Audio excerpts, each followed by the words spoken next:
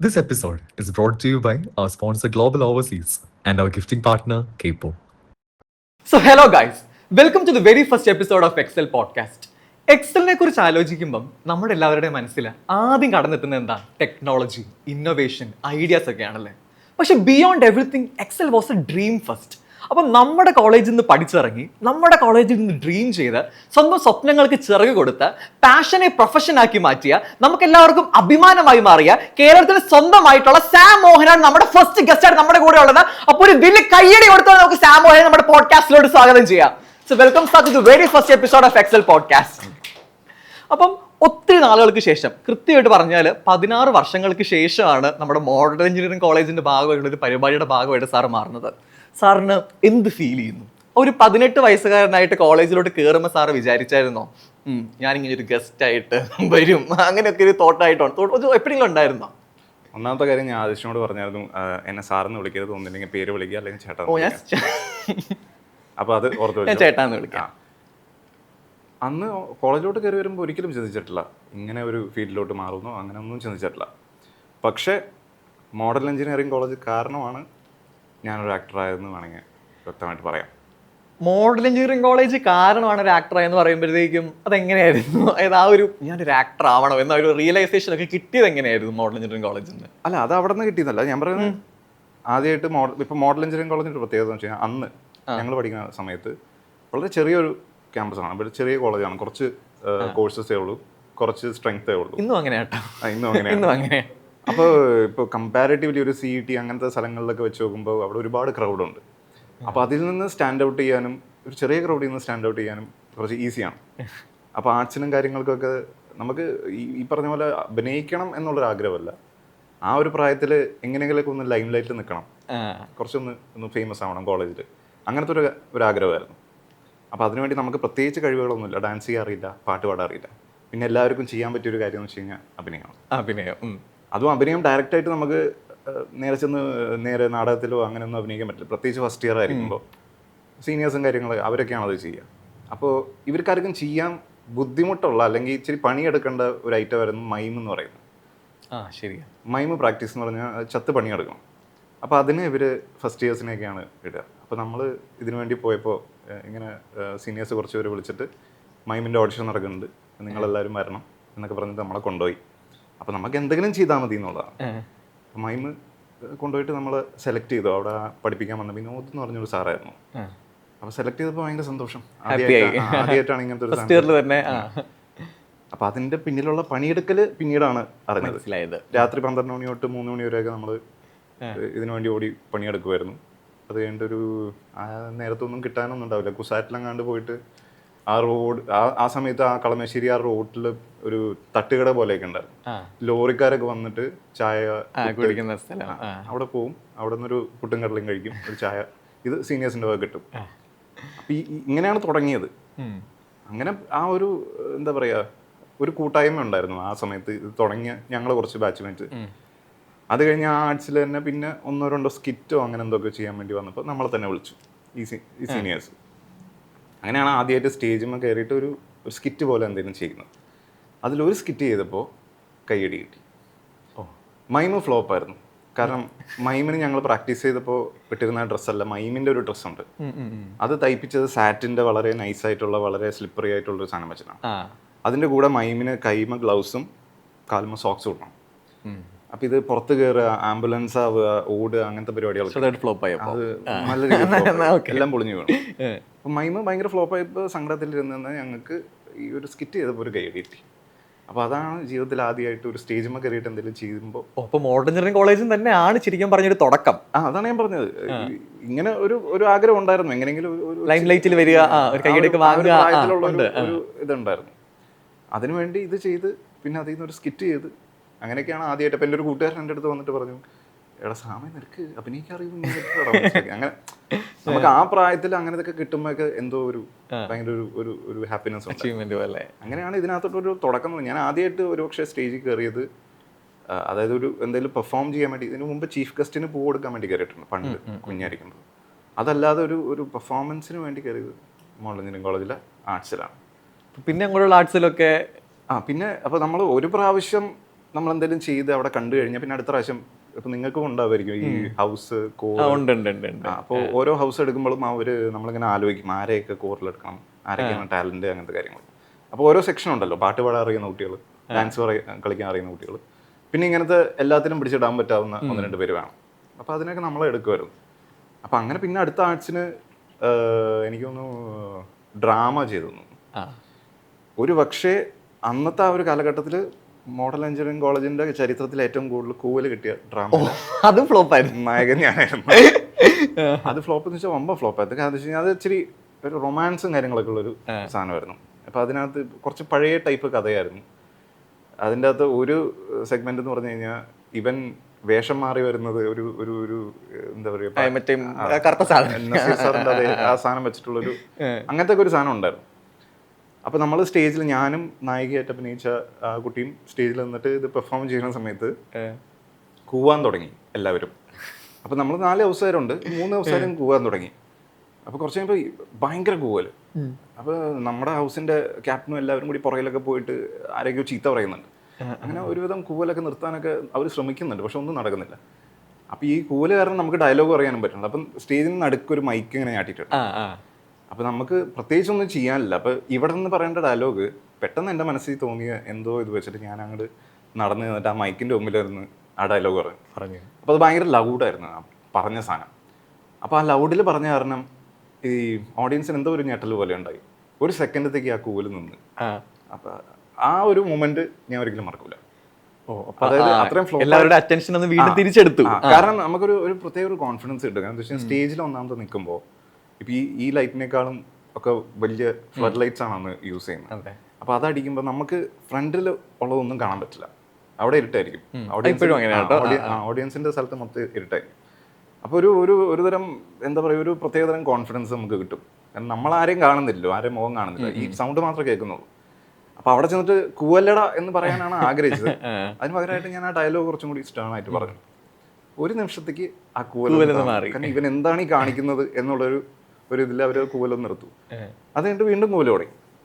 അപ്പോൾ ഞാൻ നാടകമൊക്കെ കഴിഞ്ഞ് പുറത്തിറങ്ങി ചെന്നപ്പോൾ ഞാൻ ഈ ഞങ്ങളുടെ ഹൗസിലെ ക്യാപ്റ്റനും മെയിൻ ആൾക്കാരൊക്കെ ഉണ്ട്, അവരോടൊക്കെ ചോദിച്ച് നിങ്ങൾ ആരെയാണ് ചീത്ത പറയേണ്ടതെന്ന് ചോദിച്ചു.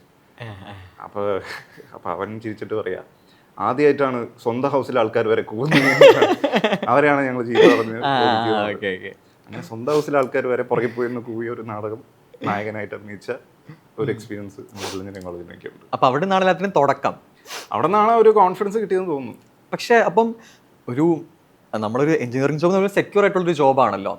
അപ്പം ആ ഒരു ജോബ് വേണ്ടാന്ന് വെച്ചിട്ട് ഫിലിം സ്കൂളിൽ ചേരാൻ പോകണമെന്ന് എടുക്കുന്ന ഒരു തീരുമാനം, ഒരു കറേജ് ഒക്കെ വേണമല്ലോ. എനിക്കാണെങ്കിൽ പറ്റുമെന്ന് ചോദിച്ചാൽ എനിക്ക് സത്യം എഞ്ചിനീയറിംഗ് വലിയ താല്പര്യമൊന്നുമില്ല. പിന്നെ വേറെ വല്ലതൊക്കെ പോയിട്ട് പിന്നെ പൊട്ടി പാളീസായ പിന്നെ ആൾക്കാർ എന്ത് വിചാരിക്കുമെന്ന് ഓർക്കുമ്പോൾ എനിക്ക് കൂടുതൽ ടെൻഷൻ ആവുക.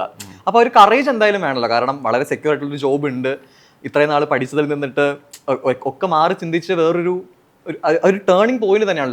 ലൈഫിന് ട്രജക്ടറി തന്നെ മാറി പോവുകയാണല്ലോ. അപ്പം ആ ഒരു ഡിസിഷനിലോട്ട്, അതായത് എൻ്റെ ഫൈനൽ ഡെസ്റ്റിനേഷൻ ആക്ടിങ് ആയിരിക്കണം, സിനിമയിലായിരിക്കണം ഞാൻ ഉണ്ടാവേണ്ടത് എന്ന് തിരിച്ചറിഞ്ഞൊരു തിരിച്ചറിയൽ മൊമെന്റ് ഉണ്ടായിരുന്നിരിക്കണമല്ലോ. അല്ല, ഇതെല്ലാം കൂടി തിരിച്ചറിയുന്ന ഒരു മൊമെന്റ് ഇവൻച്വലി എല്ലാം കൂടി ബിൽഡപ്പ് ചെയ്ത് ഈ പറഞ്ഞ പോലെ അതൊരു കറേജ് ആയിട്ട് ഇപ്പോൾ ചിന്തിക്കുമ്പോൾ എനിക്ക് തോന്നുന്നില്ല. ഇപ്പം നമ്മുടെ നാട്ടിൽ പറയും ഈ തിന്നിട്ട് എല്ലിൻ്റെ ഇടയിൽ കയറിയിട്ടാണ് അവൻ ഈ ചെയ്യുന്നത് എന്നുള്ള. അതായത് what they mean is privilege. ഒരു പർട്ടിക്കുലർ പ്രിവിലേജ് ഉള്ളത് കൊണ്ട്, അറ്റ്ലീസ്റ്റ് ഒരു മിഡിൽ ക്ലാസ് പ്രിവിലേജ് ഉള്ള ഒരാൾക്ക് ചിലപ്പോൾ അങ്ങനെ ജോലി വിട്ട് വേറൊരു സ്ട്രീമിലോട്ട് പോകാനുള്ള കംഫർട്ട് ഉണ്ടാവും. കാരണം ഞാനായിട്ട് വീട്ടിൽ സമ്പാദിച്ച് എന്താ പറയുക, ഭക്ഷണത്തിന് വേണ്ട ഇത് കൂട്ടേണ്ട ഒരു സ്ഥിതി ഉണ്ടായിരുന്നില്ല എനിക്ക്. അപ്പം ഞാൻ ഇപ്പോൾ ചിന്തിക്കുമ്പോൾ, അപ്പം അന്നൊക്കെ ചിലപ്പോൾ ഇങ്ങനെ കറേജ് എന്നൊക്കെ ചിലപ്പോൾ തോന്നിയിട്ടുണ്ടാവും. പക്ഷേ ഇപ്പോൾ പുറകോട്ട് ചിന്തിക്കുമ്പോൾ എനിക്ക് തോന്നുന്നു ഇറ്റ് വാസ് ദ പ്രിവിലേജ്. ആ ഒരു പ്രിവിലേജ് ഉള്ളതുകൊണ്ട് ആ ഒരു പോയിന്റിൽ ഇങ്ങനെ ഒരു ആഗ്രഹമുള്ള ഒരു കാര്യം ചെയ്യാൻ വേണ്ടി ഇറങ്ങിത്തിരിക്കാൻ പറ്റി. വീണ്ടും ആ ജോലി റിസൈൻ ചെയ്യുന്ന സാം മോഹൻ ഇപ്പം ഹൈപ്പോത്തറ്റിക്കലി കാണുകയാണെങ്കിൽ എന്തെങ്കിലും അഡ്വൈസ് കൊടുക്കുമോ, പോകണ്ടെന്ന് വല്ലതും? കാണല്ലേ എന്ന് വിചാരിക്കണം. കാരണം എന്താ വെച്ച് കഴിഞ്ഞാൽ എനിക്ക് തന്നെ അറിയില്ല എന്താ പറയേണ്ടതെന്ന്. ചിലപ്പോൾ പകുതി ചിന്തിക്കുമ്പോൾ പറയും ജോലി റിസൈൻ ചെയ്യേണ്ട, അതിൽ തന്നെ കണ്ടിന്യൂ ചെയ്യൂ എന്ന് പറയാൻ തോന്നും. വേറെ പകുതിയിൽ ചിന്തിക്കുമ്പോൾ പറയും ഇത് തന്നെയാണ് നല്ലത്, ഇത് തന്നെയാണ് നിനക്ക് താല്പര്യം, നിൻ്റെ സന്തോഷം എവിടെയാണ് എന്ന് പറയാൻ തോന്നും. അപ്പം കാണണ്ട എന്നുള്ളത് തന്നെയാണ് വിചാരം. ഇനിയിപ്പോൾ എന്താ പറയുക, ഇതൊരു ടൈം ട്രാവൽ ചെയ്ത് റിവേഴ്സ് ചെയ്താൽ പോലും ഇതേപോലെ തന്നെ സംഭവിക്കും എന്നാണ് വീണ്ടും ഒരു ഓപ്ഷൻ കൂടി കിട്ടിയാൽ ഇതുപോലെ വീണ്ടും ഇതേ ചോയ്സ് തന്നെ ആയിരിക്കും അപ്പോൾ എടുക്കുക. ഇത് തന്നെ ആയിരിക്കും എന്ന് എനിക്ക് തോന്നുന്നു. കാരണം അന്ന് അത്ര ഇൻഫർമേഷൻ അല്ലേ ഉള്ളൂ. ഈ ഇൻഫർമേഷൻ വെച്ചിട്ട് ഇനി പോകാൻ പറ്റില്ലല്ലോ. ഇന്നിപ്പം സാമോഹൻ എന്നൊരു നടൻ മലയാളത്തിൽ കേരളീയരുടെ ഇടയിൽ പരിചിതനാകുന്നത് കഴിഞ്ഞ വർഷം റിലീസായിട്ടുണ്ടായിരുന്ന ലോക തലവര 2 സിനിമകളിലൂടെയാണ്. അപ്പം എനിക്കൊന്ന് വലിയൊരു ബ്രേക്കിന് ശേഷമാണ് വീണ്ടും മലയാളം ഫിലിം ഇൻഡസ്ട്രിയിൽ അപ്പിയർ ചെയ്യുന്നത് അല്ലേ. അപ്പം ആ ഒരു എന്താ പറയുക, ആ ഒരു അപ്രിസിയേഷൻ എങ്ങനെയുണ്ട്, ഒരു ഫീൽ എന്തായിരുന്നു? ബിക്കോസ് ഒരു ലോങ് ബ്രേക്കിന് ശേഷം തിരിച്ച് വീണ്ടും മലയാള ഫിലിം ഇൻഡസ്ട്രിയിലോട്ട് വരും, തൊട്ടതെല്ലാം പൊന്നാക്കുന്നത് പോലെ രണ്ട് സിനിമയും ഭയങ്കര അപ്രിഷിയേറ്റഡ് ആയിരുന്നു. രണ്ട് ഡിഫറെന്റ് ജോണർ ആണെങ്കിൽ പോലും വളരെ അപ്രിഷിയേറ്റഡ് 2 ഫിലിംസ് ആയിരുന്നു. ആൻഡ് ഓൾസോ ഇന്നിപ്പം ഫേസ് കണ്ട എല്ലാവർക്കും തിരിച്ചറിയാൻ പറ്റും. ഇപ്പം ഞങ്ങൾ തന്നെ ഇപ്പം പറയുമ്പോഴാണെങ്കിലും തലവരയിലെ ആളല്ലേ, ലോകയാണെങ്കിലും എല്ലാവർക്കും ഇപ്പം അറിയാവുന്നത്. ഇപ്പം എന്താ പറയുക, എല്ലാവർക്കും തിരിച്ചറിയാൻ പറ്റുന്ന ഒരു ക്യാരക്ടറായിട്ട് മാറി, ഒരു ഫേസ് ആയിട്ട് മാറിയിട്ടുണ്ട്. അപ്പം ആ ഒരു ടൈം കൊടുത്തു. അപ്പം ആ ഒരു ജേർണി ഒന്ന് റിഫ്ലക്ട് ചെയ്യുമ്പോഴത്തേക്ക് എന്ത് തോന്നുന്നു? ഇതിൽ ഭാഗ്യം എന്ന് പറയുന്ന ഒരു സാധനം ഭയങ്കര ഇമ്പോർട്ടൻ്റ് ആണ്. ഇപ്പോൾ ലോക എന്ന് പറയുന്ന സിനിമ അതിനകത്ത് ചെറിയ ക്യാരക്ടറാണ്. ചെറിയ ക്യാരക്ടർ ആണെങ്കിൽ ഇമ്പാക്ട്, പക്ഷെ ആ ഇമ്പാക്ട് നമുക്ക് പ്രെഡിക്റ്റ് ചെയ്യാൻ പറ്റില്ല. അത് സിനിമയുടെ ഒരു മാജിക്. അത് ആ സിനിമയുടെ കഥ, ആ സിനിമയുടെ സംവിധാനത്തിൻ്റെ ഗുണം, അതിൻ്റെ എല്ലാ ടെക്നിക്കാലിറ്റിയുടെയും ഗുണം എല്ലാം ചേർന്ന് വന്നിട്ടാണ് നമ്മുടെ ക്യാരക്ടറിന് അല്ലെങ്കിൽ നമ്മുടെ ഫേസിനൊരു ഇമ്പോർട്ടൻസ് ആ സിനിമയിലുണ്ട്. പിന്നെ ഒരു വളരെ ഹിറ്റായിട്ടുള്ള ഒരു സിനിമയിൽ ചെറിയ ക്യാരക്ടർ ചെയ്താൽ പോലും ആൾക്കാർ ശ്രദ്ധിക്കും. നേരെ മറിച്ച് ആൾക്കാർ കാണാത്ത ഒരു സിനിമയിൽ നമ്മൾ എത്ര ചത്ത് കിടന്ന് അഭിനയിച്ചിട്ടും ചിലപ്പോൾ കാര്യം ഉണ്ടാവില്ല. അപ്പോൾ ആ ഒരു ഭാഗ്യം വേണം അതിനകത്ത്. അത് ഇപ്പോൾ അതിശ് പറഞ്ഞ പോലെ കുറേ കാലം ഇതിനകത്ത് നിൽക്കുന്ന ആ ഒരു ടൈം എടുക്കുമായിരിക്കും ചിലപ്പോൾ. എല്ലാവർക്കും ആ ഒരു ഫസ്റ്റ് പടത്തിൽ തന്നെ ആ ഭാഗ്യം കിട്ടണമെന്നില്ല. അപ്പോൾ ഞാൻ അങ്ങനെ പ്രത്യേകിച്ച് അതൊരു ഭാഗ്യമായിട്ട് തന്നെ കാണുന്നുള്ളൂ. കാരണം രണ്ടും ഒരേ സമയത്ത് റിലീസായി. അതിൽ ഞാൻ ഒട്ടും പ്രതീക്ഷിക്കാത്തതാണ് ലോകയ്ക്ക് കിട്ടിയ ആ ഒരു, അതായത് സിനിമ നന്നാവുമെന്ന് എനിക്കറിയായിരുന്നു, പക്ഷേ അത്രയും വലിയൊരു ഹയസ്റ്റ് ഗ്രോസിംഗ് ഫിലിം അത്രയും വലിയൊരു ഹിറ്റാവും എന്നുള്ളൊരു കാര്യം എനിക്കറിയില്ലായിരുന്നു. പിന്നെ അതിനകത്ത് നമ്മുടെ ക്യാരക്ടർ, എൻ്റെ ക്യാരക്ടർ ശ്രദ്ധിക്കപ്പെടും എന്നുള്ളൊരു സാധനം അറിയില്ല. അപ്പോൾ അത് ഭയങ്കര സർപ്രൈസിങ് ആയിരുന്നു. ഇപ്പോൾ ലോകയിലെ ക്യാരക്ടർ നോക്കുകയാണെങ്കിലും ആ ഒരു ജോൺ വിക്ക് മൂഡുള്ള നല്ല ഗ്രാവിറ്റി ഉള്ള എല്ലാവരും നോട്ടീസ് ചെയ്തൊരു ക്യാരക്ടർ ആയിരുന്നു. മറ്റേ കത്തനാരിന്റെ ഫാമിലി ആണെന്നൊക്കെ അറിയുമ്പോഴത്തേക്ക് എല്ലാവർക്കും ഒരു ഗൂസ് ബംസ് ഒക്കെ തോന്നുന്ന ഒരു മൊമെന്റ് ആയിരുന്നല്ലോ. അല്ല, അത് ആ സംവിധായകന്റെ വ്യക്തമായിട്ടുള്ള പ്ലാനിങ് ആണ്. എന്നോടിപ്പോൾ ഈ ക്യാരക്ടർ ഡിസ്ക്രൈബ് ചെയ്യുമ്പോൾ തന്നെ പറഞ്ഞത് ഈ പറഞ്ഞ പോലെ ജോൺ വിക്കിലെ കോണ്ടിനെന്റൽ ഹോട്ടൽ പോലത്തെ ഒരു സംഭവത്തിൽ അവിടുത്തെ ഒരു ആളായിട്ട് ആ അതിലെ ഒരു ക്യാരക്ടർ തന്നെയാണ് റെഫറൻസ് പറഞ്ഞത്. അപ്പോൾ അത് പുള്ളിക്ക് വ്യക്തമായിട്ട് ഉണ്ടായിരുന്നു. പുള്ളി പല ഇൻ്റർവ്യൂസിലും ഞാൻ പറയുന്നത് കേട്ടിട്ടുണ്ട്. പുള്ളിക്ക് അങ്ങനത്തെ കുറേ റെഫറൻസുകളുണ്ട്. ഈ പ്രിയദർശൻ്റെ കുറേ റെഫറൻസ് ഉണ്ട്. പ്രിയദർശൻ സാറിൻ്റെ ഒരു സിനിമയിലെ റെഫറൻസ് വെച്ചിട്ടാണ് ആ 2 വിൻഡോസും കാര്യങ്ങളൊക്കെ ഉണ്ടാക്കിയത്. അപ്പോൾ പുള്ളി അത് വെച്ച് തന്നെ ചെയ്തതാണ്. അപ്പം അങ്ങനത്തെ ഒരു ഫേസ് എനിക്ക് ഉണ്ടായിരുന്നുണ്ടാവും. അതുകൊണ്ടായിരിക്കും ചിലപ്പോൾ എന്നെ കാസ്റ്റ് ചെയ്തത്.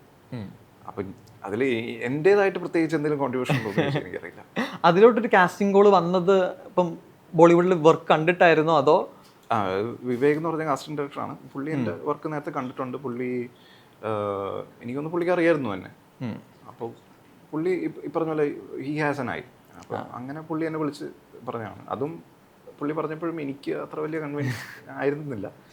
പിന്നെ ആ ഒരു എന്താ പറയുക, നമ്മളൊരു സിനിമയുടെ ഒരു ഇതും കൂടി നോക്കുമല്ലോ, ആരാണ് എൻ്റെ ക്രൂ, അങ്ങനത്തെ കാര്യങ്ങളൊക്കെ നോക്കിയപ്പോൾ അത് നല്ലൊരു പ്രൊജക്റ്റ് ആയിരിക്കും എന്നുള്ള രീതിയിൽ ചെയ്തതാണ്.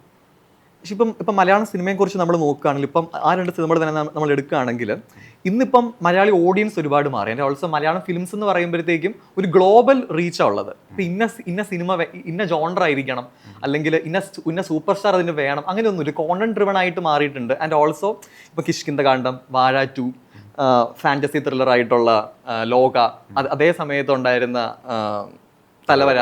അപ്പം ഇങ്ങനെയുള്ള എല്ലാ കൈൻഡ് ഓഫ് ഫിലിംസും മലയാളികൾ അപ്രീഷിയേറ്റ് ചെയ്യുന്നുണ്ട്. മലയാളികളെക്കാട്ടും കൂടുതൽ ഒരു ഗ്ലോബൽ റീച്ച് ഇപ്പോൾ മലയാളം ഫിലിംസിനുണ്ട്. അപ്പോൾ ആ ഒരു മലയാളത്തിൽ നല്ലൊരു എവല്യൂഷൻ ഉണ്ടായിട്ടുണ്ട്. അപ്പോൾ ആ ഒരു എവല്യൂഷൻ എങ്ങനെയാണ് നോക്കി കാണുന്നത്? അല്ല, മലയാള സിനിമയിൽ എപ്പോഴും ഇതൊരു സൈക്കിൾ പോലെയാണ്.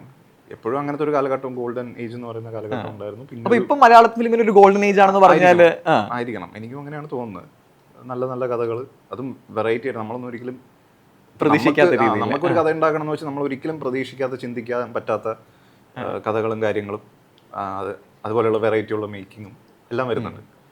അപ്പോൾ അത്രയും ടാലൻറ്റഡ് ആയിട്ടുള്ള ആൾക്കാരുണ്ട്. അത്രയും ഈ പറഞ്ഞ പോലെ റെഫറൻസസ്, അതായത് വേൾഡ് സിനിമ മൊത്തം കണ്ട് അതിൽ നിന്നുള്ള നമ്മൾ കാണാത്ത സിനിമകൾ വരെ കണ്ട് അതിൽ നിന്ന് റെഫറൻസസ് കൊണ്ടുവന്ന് നമുക്ക് ഇൻസ്പയറിംഗ് ആയിട്ടുള്ള ഒരു സാധനം ഉണ്ടാക്കി തീർക്കാൻ അങ്ങനത്തെ ആൾക്കാരുണ്ട്. അപ്പം അത് എന്താ പറയുക, എൻജോയ് ചെയ്യുക എന്നുള്ളത് മാത്രമേ ഉള്ളൂ. ഇപ്പം ഞാൻ ബോംബെ ബേസ്ഡ് ആയതുകൊണ്ട് ഞാൻ ബോളിവുഡിലൊക്കെ എന്തെങ്കിലും പ്രൊജക്റ്റ് ചെയ്യുമ്പോൾ എല്ലാവരും ഈ പറഞ്ഞ പോലെ എന്നോട് പറയും, അല്ല ചിലവർ ചോദിക്കും, കുറച്ച് അടുപ്പുള്ളവരാണെങ്കിൽ ചോദിക്കും, നീ എന്തിനാണ് ഇവിടെ നിൽക്കുന്നത്, അങ്ങനെ പോയിക്കൂടെ, മലയാള സിനിമ ഇസ് ലൈക്ക് ഗ്രേറ്റ്. അപ്പോൾ ആ ഒരു എഫക്റ്റ് ഉണ്ട് ഇപ്പോൾ സത്യം പറഞ്ഞു. അപ്പൊ ഫ്രണ്ട്സ് ചോദിക്കുമ്പോൾ എന്താ ഉത്തരം പറയാറ്, നീ എന്തിനാ ഇവിടെ നിൽക്കുന്നത് അങ്ങനെ ആൾക്കാർ ചോദിക്കുമ്പോഴത്തേക്കും? ബോംബെയിലോട്ട് എങ്ങനെയാ എത്തിപ്പെട്ടത്? ഈ പറഞ്ഞോണ്ട് ഒരു കാസ്റ്റിംഗ് കോള് വന്നായിരുന്നു അവിടെ നിന്ന്. ഞാൻ ഫിലിം സ്കൂളിൽ പഠിച്ചാണ്, ഞാൻ പൂനെ ഫിലിം സ്കൂളിൽ പഠിച്ചാണ്. അപ്പോൾ എൻ്റെ കുറച്ച് ഫ്രണ്ട്സ് ഉണ്ട് ബോംബെയിൽ. അപ്പോൾ ഞാൻ അവരെ കാണാൻ വേണ്ടി അവിടെ പോയിരുന്നു. അവിടെ കാസ്റ്റിംഗ് ഡയറക്ടേഴ്സിൻ്റെ കുറച്ചും കൂടി ഒരു പ്രോമിനൻസ് ഉണ്ട്. അപ്പോൾ ഞാൻ പോയ സമയത്ത് എൻ്റെ പ്രൊഫൈലും കാര്യങ്ങളൊക്കെ അവിടെ കാസ്റ്റിംഗ് ഡയറക്ടേഴ്സിന് കൊടുത്തായിരുന്നു. അത് പിന്നെ എനിക്ക് തമിഴ് കുറച്ച് സംസാരിക്കാൻ അറിയാം. ഒരു സൗത്ത് ഇന്ത്യൻ എന്ന് പറയുന്ന ഒരു ലേബലുണ്ട്. അപ്പോൾ അവർ കാസ്റ്റ് ചെയ്യുമ്പോൾ എപ്പോഴും ആ ഒരു ബ്രാക്കറ്റിലുള്ള ആൾക്കാരെ എപ്പോഴും തെരഞ്ഞു പിടിച്ച് കാസ്റ്റ് ചെയ്യും. അപ്പൊ സൗത്ത് ഇന്ത്യൻ ബ്രാക്കറ്റിലൊക്കെ വരുമ്പോഴത്തേക്കും അന്ന് എന്നെ കാസ്റ്റ് ചെയ്യുന്ന സമയത്ത് south Indian Tamil and Hindi speaking actors എന്ന് പറഞ്ഞാൽ കുറവാണ്.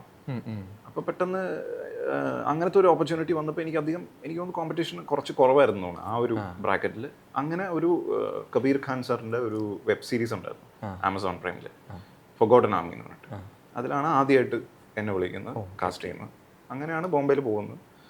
ബോംബെയിൽ പോയപ്പോഴാണ് ഒരു വ്യത്യാസമുള്ളതെന്ന് വെച്ച് കഴിഞ്ഞാൽ ഞാൻ അതിന് മുമ്പ് ടേക്ക് ഓഫ് എന്ന് പറഞ്ഞ ചെറിയൊരു റോൾ ചെയ്തായിരുന്നു. അപ്പോൾ പൈസയുടെ നല്ല രീതിയിലുള്ള വ്യത്യാസമുണ്ട്. അവിടുത്തെ ഇൻഡസ്ട്രി എന്ന് പറഞ്ഞു കഴിഞ്ഞാൽ അത്രയും വലുതാണ്, അവരുടെ ബഡ്ജറ്റ് എന്ന് പറഞ്ഞാൽ അത്രയും വലുതാണ്. അപ്പോൾ ചെറിയ ആക്ടേഴ്സിനുള്ള ഒരു ഉപകാരം എന്ന് വെച്ച് കഴിഞ്ഞാൽ നമുക്ക് അവിടെ പോയി കഴിഞ്ഞാൽ ജീവിക്കാനുള്ള പൈസ, അതായത് ഇതൊരു പ്രൊഫഷനായിട്ട് നേരത്തെ പറഞ്ഞല്ലോ, പ്രൊഫഷനായിട്ട് എടുക്കണം എന്നുള്ളൊരു സാധനമുണ്ട്. അത് ചെയ്യണമെങ്കിൽ നമുക്ക് പൈസ വരണം. പൈസ എവിടെ കിട്ടും കുറച്ച്. അപ്പോൾ നമുക്ക് മാർക്കറ്റ് വാല്യൂ ഇല്ല. ആദ്യമായിട്ടൊക്കെ അഭിനയിക്കുന്ന ഒരാൾക്കും അവിടെ അത്യാവശ്യം ജീവിക്കാനുള്ള പൈസ തുടക്കത്തിൽ തന്നെ കിട്ടും. അങ്ങനെ ആ ഇൻഡസ്ട്രിയിലെ ഒരു അഡ്വാൻറ്റേജ് ഉണ്ട്. അവർക്ക് ആ ഒരു ബഡ്ജറ്റ് ഉള്ളതുകൊണ്ടാണ്. അപ്പോൾ അത് മനസ്സിലാക്കിയപ്പോൾ ഞാൻ അവിടെ തന്നെ, പിന്നെ ഈ ഒരു നീഷ് ഉള്ളതുകൊണ്ട്, അതായത് സൗത്ത് ഇന്ത്യൻ തമിഴ് സ്പീക്കിംഗ് സാധനം ഉള്ളതുകൊണ്ട് അവിടെ ഒന്ന് കൂടി നോക്കാം എന്ന് തോന്നിയിട്ട് ഞാൻ എൻ്റെ ഫ്രണ്ട്സ് ഉണ്ടായിരുന്നു, അവരുടെ കൂടെ കൂടിയതാണ്. അങ്ങനെ അവിടെ കുറച്ച് ആഡ്സ് ചെയ്തു, വെബ് സീരീസ് ചെയ്തു, 1-2 പടം ചെയ്തു. അങ്ങനെ ബോംബെ. ഇപ്പം റോക്കട്രിയിലൊക്കെ ഒരു ബ്യൂട്ടിഫുൾ ക്യാരക്ടർ ആർക്ക് ഉണ്ടായിരുന്ന, പെർഫോം ചെയ്യാൻ ഒരു നല്ല ആംബിൾ സ്പേസ് ഉണ്ടായിരുന്ന ഒരു ക്യാരക്ടർ ആയിരുന്നല്ലോ. അപ്പം ആ ഒരു ക്യാരക്ടറിനൊക്കെ അപ്രോച്ച് ചെയ്തത്, ഇപ്പം നമുക്കൊരു പ്രിപ്പറേഷൻ വേണമല്ലോ ഒരു ആക്ടർ നമ്മൾ ഒരു പോർട്രേ ചെയ്യുമ്പോഴത്തേക്കും. അപ്പോൾ അതെങ്ങനെയായിരുന്നു, ഓരോ പുതിയ ക്യാരക്ടർ കിട്ടുമ്പോഴും അതിനെ നമ്മൾ അപ്രോച്ച് ചെയ്യുന്ന ആ ഒരു ടെക്നിക്കൊക്കെ എങ്ങനെയായിരിക്കും? റോക്കട്രി സത്യം പറഞ്ഞു കഴിഞ്ഞാൽ എനിക്ക് തോന്നുന്നു 2019 കാണായിരുന്നു എൻ്റെ ഷൂട്ട്. റോക്കട്രി എന്ന് പറയുന്ന പടമാണ് എൻ്റെ ലൈഫിൽ ആസ് ആൻ ആക്ടർ ഏറ്റവും വലിയ ലേണിംഗ് കർവ്. റോക്കട്രി കഴിഞ്ഞപ്പോഴാണ് ഒരു ആക്ടർ എന്ന നിലയ്ക്ക് എനിക്കൊരു കോൺഫിഡൻസ് വന്നത്. അത് എന്ത് തന്നാലും എന്നെ കൊണ്ട് ചെയ്യാൻ പറ്റും. ഇമോഷണൽ സീൻസ് എല്ലാം ചെയ്യുന്നുണ്ടല്ലോ അതിൽ. റോക്കട്രിയിൽ എന്നെ കാസ്റ്റ് ചെയ്യുമ്പോൾ, അതായത് മാഡി സാർ എന്നെ കാസ്റ്റ് ചെയ്യുമ്പോഴാണ് എനിക്ക് തന്നെ ഒരു കോൺഫിഡൻസ് വരുന്നത്. അതായത് എന്താ പറയുക, prominent people will cast me in a prominent commercial film. ഒരു മൊമെന്റ് ഒക്കെ തോന്നിയ ടൈം ആയിരുന്നു കാസ്റ്റ് ചെയ്തപ്പോൾ തന്നെ. ഒരു റീഅഷ്യൂറൻസ് ഉണ്ടല്ലോ, നമ്മൾ തന്നെ വിശ്വസിക്കുന്നു, പക്ഷെ മറ്റുള്ളവരും കൂടി അത് വിശ്വസിക്കുന്നു എന്നുള്ള പറയുന്ന ഒരു സാധനം കിട്ടിയത് അവിടെ നിന്നാണ്. പിന്നെ ആ ക്യാരക്ടർ അത് ഇച്ചിരി എന്താ പറയുക, ഒരു റെസ്പോൺസിബിലിറ്റി ആയിരുന്നു. അത് ലൈക്ക് എനിക്കറിയില്ലായിരുന്നു അങ്ങനത്തെ ഒരു റെസ്പോൺസിബിലിറ്റി ആ ടൈമിൽ എനിക്ക് ഷോൾഡർ ചെയ്യാൻ പറ്റും എന്നുള്ള കോൺഫിഡൻസ് എനിക്കുണ്ടായിരുന്നില്ല. അത് തന്നത് ഈ സിനിമയും മാഡി സാറും അതിൻ്റെ ക്രൂവും എല്ലാവരുമാണ്. പിന്നെ അതിനകത്ത് ഒരു പ്രത്യേകത ഉണ്ടായിരുന്നു വെച്ച് കഴിഞ്ഞാൽ, ആ സിനിമ അന്ന് പ്ലാൻ ചെയ്യുമ്പോൾ, ഇന്ന് ഇത് റെലവെൻ്റ് അല്ല, പക്ഷെ അന്ന് 3 ലാംഗ്വേജിൽ ഒരേ ടൈമിൽ സൈമിൾട്ടേനിയസ്ലി ഷോർട്സ് എടുക്കാം. അതായത് ഡബ് ചെയ്യാതെ ആക്ടേഴ്സ് 3 ലാംഗ്വേജ് സംസാരിച്ചുകൊണ്ട് ഷോർട്സ് എടുക്കാം എന്നുള്ള രീതിയിലാണ് അത് ഷൂട്ട് ചെയ്തത്. അപ്പോൾ ഒരു സീനിൽ ഒരു ഷോട്ട് ഉണ്ടെങ്കിൽ അത് 3 തവണ എടുക്കും. 3 ടേക്കിൽ നമ്മൾ 3 ലാംഗ്വേജ് പറയും. അപ്പോൾ ഈ 3 ലാംഗ്വേജും എൻ്റെ മദർ ടങ് അല്ല, തമിഴും അല്ല, ഹിന്ദിയും അല്ല, ഇംഗ്ലീഷും അല്ല. അപ്പോൾ ഇത് സ്വിച്ച് ഒരു ലാംഗ്വേജിൽ കംഫർട്ട് ആവുന്ന ഓക്കെ, പക്ഷെ അത് സ്വിച്ച് ചെയ്യാൻ കൂടി വരുമ്പോൾ, പ്രത്യേകിച്ചും ഹിന്ദി ഇംഗ്ലീഷൊക്കെ സ്വിച്ച് ചെയ്യുമ്പോൾ ചിലപ്പോൾ അങ്ങോട്ടും ഇങ്ങോട്ടൊക്കെ മാറും. അത് ഹിന്ദിയിലെ തുടക്കം ഇംഗ്ലീഷ് ലാംഗ്വേജിൽ വരുമ്പോൾ അവസാനമായിരിക്കും. അപ്പോൾ നമുക്ക് ഭയങ്കരമായിട്ട് അത് ഒരു ബ്രെയിൻ കൺഫ്യൂസ്ഡ് ആവും നമ്മുടെ. അപ്പോൾ അത് ചെയ്ത് കഴിഞ്ഞപ്പോൾ, അത് കുറച്ച് പാട് വെച്ചിട്ടാണ് എല്ലാവരും ചെയ്തത് അത്. പക്ഷെ അത് ചെയ്ത് കഴിഞ്ഞപ്പോൾ നമുക്ക് ഈ പറഞ്ഞ പോലെ ഇത് ചെയ്യാമെങ്കിൽ എന്ത് വേണമെങ്കിൽ ചെയ്യാം എന്നുള്ളൊരു കോൺഫിഡൻസ് ആയി. ഇപ്പോൾ റോക്കട്രി അങ്ങനെ നോക്കുമ്പോൾ എനിക്ക് ഇപ്പോൾ ഇങ്ങനെ പോയിരുന്ന ഒരു കർവ് ഭയങ്കര സ്റ്റീപ്പായിട്ട് ഒരു ടേണിംഗ് പോയിന്റ് ആയിരുന്നു റോക്കട്രി. പക്ഷേ ഈ പറഞ്ഞ പോലെ ലോകയ്ക്ക് കിട്ടിയ അപ്രീസിയേഷൻ എനിക്കൊരിക്കലും റോക്കട്രിയിൽ കിട്ടിയിട്ടില്ല. ഞാൻ പറഞ്ഞ പോലെ കഷ്ടപ്പെട്ട് നമ്മൾ ചെയ്ത ഒരു സാധനമാണത്. പക്ഷേ റോക്കട്രി ആ റിലീസ് ചെയ്ത സമയം, അതിൻ്റെ മാർക്കറ്റിംഗ് എല്ലാം കൊണ്ട് അങ്ങനെ ഒരു കമേഴ്ഷ്യലി അത്ര പേര് കണ്ട ഒരു പടമല്ല. കുറച്ച് നീഷ് ഓഡിയൻസ് ആണ് റോക്കട്രിക്ക് ഉള്ളത്. കുറച്ച് പേർക്ക് അത് ഇഷ്ടമായിട്ടുണ്ട്. പക്ഷെ എല്ലാവരും വൈഡായിട്ട് അങ്ങനെ കണ്ട് അപ്രീഷിയേറ്റ് ചെയ്ത ഒരു സിനിമ ആയില്ല. അപ്പോൾ ഈ പറഞ്ഞ പോലെ ഇപ്പോൾ കുറച്ച് പേർക്കൊക്കെ അറിയുള്ളൂ റോക്കട്രി ഞാൻ അഭിനയിച്ചിട്ടുണ്ടെന്നും അങ്ങനെ ഒരു സിനിമയെ പറ്റിയൊക്കെ അറിയുള്ളൂ. ലോക അങ്ങനെയല്ല. ലോക എന്ന് പറയുന്ന സിനിമ മലയാളത്തിൽ അറിയാത്ത ആരുമില്ല. അങ്ങനെയുള്ള ഒരു ഫെമിലിയർ ഫേസ് ആയിട്ടും. പക്ഷെ എനിക്കൊന്ന് ലോകം അതിൽ 12th ഫെയിലാണെങ്കിലും എല്ലാവരും, കാരണം ഇപ്പൊ ഞാൻ എൻ്റെ ഫ്രണ്ട്സിന്റെ അടുത്ത് സാം സാറിനെ കുറിച്ച് പറഞ്ഞപ്പോഴത്തേക്കും 12th ഫെയിലിന്റെ കാര്യം ആദ്യം പറഞ്ഞത്. ആക്ച്വലി ലോകയുടെ പേരും അല്ല, ലോകയുടെ അല്ല, തലവരയുടെ അല്ല പേര് പറഞ്ഞത്. 12th ഫെയിലിൽ ഉണ്ടായിരുന്ന IAS ഓഫീസർ അല്ലേ എന്ന് എൻ്റെ അടുത്ത് ആദ്യം ചോദിച്ചിട്ടുണ്ടായിരുന്നത്. അതും വളരെ ലെജൻഡറി ആയിട്ടുള്ള ഡയറക്ടറിന്റെ കൂടെ നല്ലൊരു കാസ്റ്റിന്റെ കൂടെ പെർഫോം ചെയ്തിട്ടുണ്ടായിരുന്നു. അപ്പം അവിടെ നിന്നുള്ള ഒരു മേജർ ടേക്ക് അവേസ് ഒക്കെ എന്തായിരുന്നു? ഈ 12th ഫെയിൽ ഈ പറഞ്ഞ പോലെ അതും ബോംബെയിൽ എങ്ങനെയാണെന്ന് വെച്ചാൽ നമ്മളെ കൊണ്ട് ഓഡിഷൻ ചെയ്യിപ്പിക്കും. ഒരു സീൻ വന്നിട്ട് അതുപോലെ ചെയ്യാൻ പറയും. അത് കണ്ടിട്ടാണ് ഡയറക്ടർ ഡിസൈഡ് ചെയ്യുന്നത്. അപ്പോൾ ഈ ക്യാരക്ടറിൻ്റെ പേര് ദീപ് മോഹൻ എന്നായിരുന്നു. എൻ്റെ പേര് സാം മോഹനാണ്. അപ്പോൾ സാറ് വിധു സാറ് ഇത് ഓഡിഷൻ കണ്ടപ്പോൾ ഞാൻ ഓഡിഷൻ അയച്ചു കൊടുത്തു. അപ്പോൾ ഓഡിഷൻ തുടങ്ങുന്നത് ഞാനൊരു വാതിൽ തുറക്കുന്ന പോലെയാണ്. അപ്പോൾ ഇത് കണ്ടപ്പോൾ തന്നെ വാതിൽ തുറന്നേ ഉള്ളൂ. ഞാൻ അത് കാസ്റ്റ് ആവുന്നത് ചിലപ്പോൾ അങ്ങനെയൊക്കെയാണ്. അതായത് എൻ്റെ അഭിനയം കണ്ടിട്ടൊന്നും ആയിരിക്കില്ല ചിലപ്പോൾ. വാതിൽ ഞാൻ തുറന്നപ്പോൾ തന്നെ പുള്ളിക്ക് എന്തോ, പുള്ളി അത്രയും എക്സ്പീരിയൻസ് ഉള്ളൊരു ഡയറക്ടറാണല്ലോ. ഇപ്പം ഫോസി ഇവൻ്റെ പേരെന്താ എന്ന് ചോദിച്ചു എന്ന് എന്നോട് കാസ്റ്റിംഗ് ഡയറക്ടർ പറഞ്ഞാണ്. അപ്പോൾ അവർ പറഞ്ഞു, സർ സാം മോഹൻ ഇവൻ മതി. അങ്ങനെയായിരുന്നു കാസ്റ്റ് ചെയ്യപ്പെട്ടത്. 5 സെക്കൻഡേ കണ്ടിട്ടുള്ളൂ. ഓഡിഷൻ ഒരു 1.5 മിനിറ്റ് കണ്ട് ലെങ്ത് ഉണ്ട്. അത് മുഴുവൻ കണ്ടു എനിക്കറിയില്ല, കണ്ടില്ല എന്നാണ് ഞാൻ കേട്ടത്.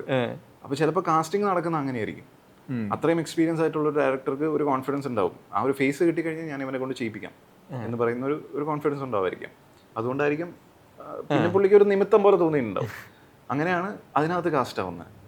അപ്പോൾ എന്നോട് ഇത് കാസ്റ്റിംഗ് ഡയറക്ടർ പറഞ്ഞപ്പോൾ ഞാൻ ഒരുപാട് പ്രതീക്ഷിച്ചു.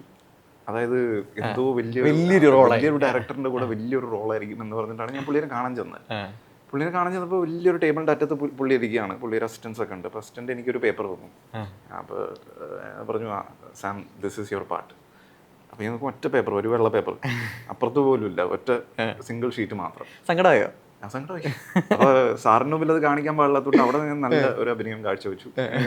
റിയൽ ലൈഫിൽ റിയൽ ലൈഫിൽ അങ്ങനെ അഭിനയിക്കേണ്ടി വന്നു.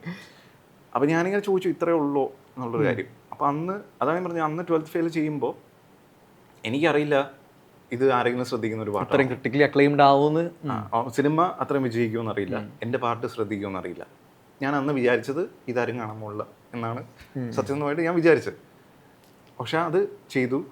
അതിനകത്ത് ഓപ്പോസിറ്റ് നിന്ന് വിക്രാന്ത് മാസി എന്ന് പറയുന്ന ആക്ടറാണ്. അപ്പോൾ നമ്മുടെ ഓപ്പോസിറ്റ് ആരാണോ അവരുടെ ഒരു ലെവലിലോട്ട് ചിലപ്പോൾ നമ്മുടെ പുള്ളി ചെയ്യുന്ന ആക്ടേഴ്സ് ഉണ്ട്.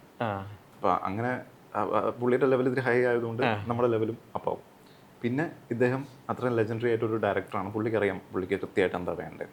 അപ്പോൾ ഞാൻ കുറച്ച് നെർവസ് ആയിരുന്നപ്പോഴും പുള്ളി എന്നോട് സമാധാനം. ഇവർ രണ്ടുപേരും കുറച്ചും കൂടി നമ്മളെ കംഫർട്ട് ആക്കുകയും ആ ഒരു സീനുണ്ട്, ആ പുള്ളി അവിടെ വീട്ടിലോട്ട് വരുന്ന രണ്ടാമത്തെ ഒരു സീനുണ്ട്, അതാണ് എൻ്റെ മെയിൻ സീൻ അതിനകത്ത്. അപ്പോൾ അത് ചെയ്യുമ്പോൾ ഞാൻ ഭയങ്കര നെർവസ് ആയിരുന്നു. പക്ഷെ ഇവർ രണ്ടുപേരും ഞങ്ങൾക്ക് ശരിക്കും ദേഷ്യമൊക്കെ തോന്നി ആ സമയത്ത് ആ ക്യാരക്ടറിനോട്. എനിക്ക് ആ ക്യാരക്ടർ, സത്യം പറഞ്ഞാൽ എനിക്ക് ആ ക്യാരക്ടറിനോട് ദേഷ്യം തോന്നാൻ കൂടുതൽ ഇതെന്താ ചെയ്യാൻ പറ്റാത്തത് എന്നുള്ള ഒരു ദേഷ്യം ഉണ്ടല്ലോ. അപ്പോൾ ദേഷ്യം നമുക്ക് എന്തിൻ്റെ പേരിലായാലും നമുക്ക് വേണമെങ്കിൽ സബ്സ്റ്റിറ്റ്യൂട്ട് ചെയ്യാം. ജക്സ്റ്റപോസിഷനിൽ നമ്മൾ കാണുമ്പോൾ വിചാരിക്കും ഇവനോടാണ് ദേഷ്യം തോന്നുന്നതെന്ന് വിചാരിക്കും. ഇതൊന്നും അങ്ങനെയാണ് അതിനകത്ത് ദേഷ്യം ഒറിജിനലായിട്ട് എനിക്ക് ആ സീനിൽ തോന്നിയായിരുന്നു. പക്ഷെ അത് ഇവനോടാണോ തോന്നിയത്, ഈ ഒരു സിറ്റുവേഷനോടാണോ എന്നുള്ളത് എനിക്കിപ്പോൾ അറിയില്ല. പക്ഷെ അത് സാറാണോ ഓക്കെ പറയുന്നത്, സാറിനത് ഓക്കെ ആയി കഴിഞ്ഞാൽ ഓക്കെയാണ്. അപ്പം അങ്ങനെ ചെയ്തു വെച്ചൊരു സാധനമാണ്. അത് കഴിഞ്ഞ് ആ സിനിമയുടെ പ്രിവ്യൂ ഷോ ഞങ്ങൾ കാണിച്ചു, സാറിൻ്റെ ഓഫീസിൽ കാണിച്ചു. അപ്പോൾ എൻ്റെ ഒരു ഫ്രണ്ട് ഉണ്ട് അതിനകത്ത് DA ആയിട്ട്. അവൻ എന്നോട് ചോദിച്ചു, എടാ നീ ഇത് എൻ്റെ ഫ്രണ്ട്സിനൊക്കെ റെക്കമെൻഡ് ചെയ്യുമോ തിയേറ്ററിൽ പോയി കാണാനായിട്ട്. ഇപ്പം ഞാനിങ്ങനെ ആലോചിച്ചിട്ട് ഇതിപ്പോൾ അന്ന് പട്ടാൻ ജവാൻ അതൊക്കെ തിയേറ്ററിൽ സംഭവങ്ങൾ അങ്ങനത്തെയാണ്. അപ്പം ഞാനിങ്ങനെ ആലോചിച്ചിട്ട് പറഞ്ഞു, ഇത് തിയേറ്ററിൽ നല്ല സിനിമയാണ്, സ്ലീപ്പർ ഹിറ്റ് ആയിരുന്നല്ലോ, OTT ചിലപ്പോൾ വർക്കാവില്ല എന്നുള്ള രീതിയിൽ ബുദ്ധിമോശം കൊണ്ട് ഞാൻ പറഞ്ഞു. ആ സിനിമ തിയേറ്ററിൽ വമ്പൻ ഹിറ്റായി. ആ സിനിമ അതായത് മലയാളത്തിൽ ഇപ്പോൾ എന്ത് പ്രോമിനൻറ്റ് ഡയറക്ടേഴ്സ്, റൈറ്റേഴ്സ് അങ്ങനത്തെ ആൾക്കാരുണ്ടാവല്ലോ, നമുക്ക് വർക്ക് തരാൻ പ്രാപ്തിയുള്ള ആൾക്കാർ, അങ്ങനത്തെ ആൾക്കാർ എല്ലാവരും കണ്ട ഒരു സിനിമ. എനിക്ക് തലവര എന്ന് പറയുന്ന സിനിമ കിട്ടുന്നത് 12th ഫെയിൽ കാരണമാണ്. അഖിൽ 12th ഫെയിലിൻ്റെ ഒരു ഫാനാണ്. ഫെയിറ്റിൽ എല്ലാവരും ഇന്റർട്വൈൻഡ് ആയിരുന്നു. അതുകൊണ്ടാണ് എനിക്ക് ആ പടം കിട്ടുന്നത്. അപ്പോൾ ഈ പറഞ്ഞ പോലെ റോക്കട്രി എന്ന് പറയുന്നത് എൻ്റെ ഗ്രാഫ് അല്ല, എൻ്റെ ലേണിംഗ് കർവിൽ അതൊരു ലേണിംഗ് കർവിലും ഞാൻ ഇട്ട എഫേർട്ടിലും ആ ഗ്രാഫ് ഭയങ്കര വലുതാണ്. പക്ഷേ 12th ഫെയിൽ അല്ലെങ്കിൽ ലോക പോലെയുള്ള പടങ്ങൾ കാരണമാണ് നമുക്ക് റെക്കഗ്നിഷനും ഫെമിലിയർ ഫേസ് ആയിട്ട് മാറുന്നത്. 12th ഫെയിൽ എസ്പെഷ്യലി എനിക്കൊന്ന് ലോക വരുന്നതിന് മുമ്പ് ട്വൽത്ത് ഫെയിൽ വന്നു. ട്വൽത്ത് ഫെയിൽ ആയിരുന്നു എല്ലാവരും ഐഡന്റിഫൈ ചെയ്യുന്ന ആ ഒരു ക്യാരക്ടർ. ശരി. എല്ലാവർക്കും പെട്ടെന്ന് കത്തുന്നുണ്ട് ഫേസ് കാണുമ്പോൾ തന്നെ, പ്രത്യേകിച്ച് മലയാളത്തിലും. അത് ഞാൻ ഒട്ടും പ്രതീക്ഷിച്ചില്ല. അപ്പോൾ അവിടെ കുറച്ച് റെക്കഗ്നിഷൻ കിട്ടുമായിരിക്കും എന്നറിയാം.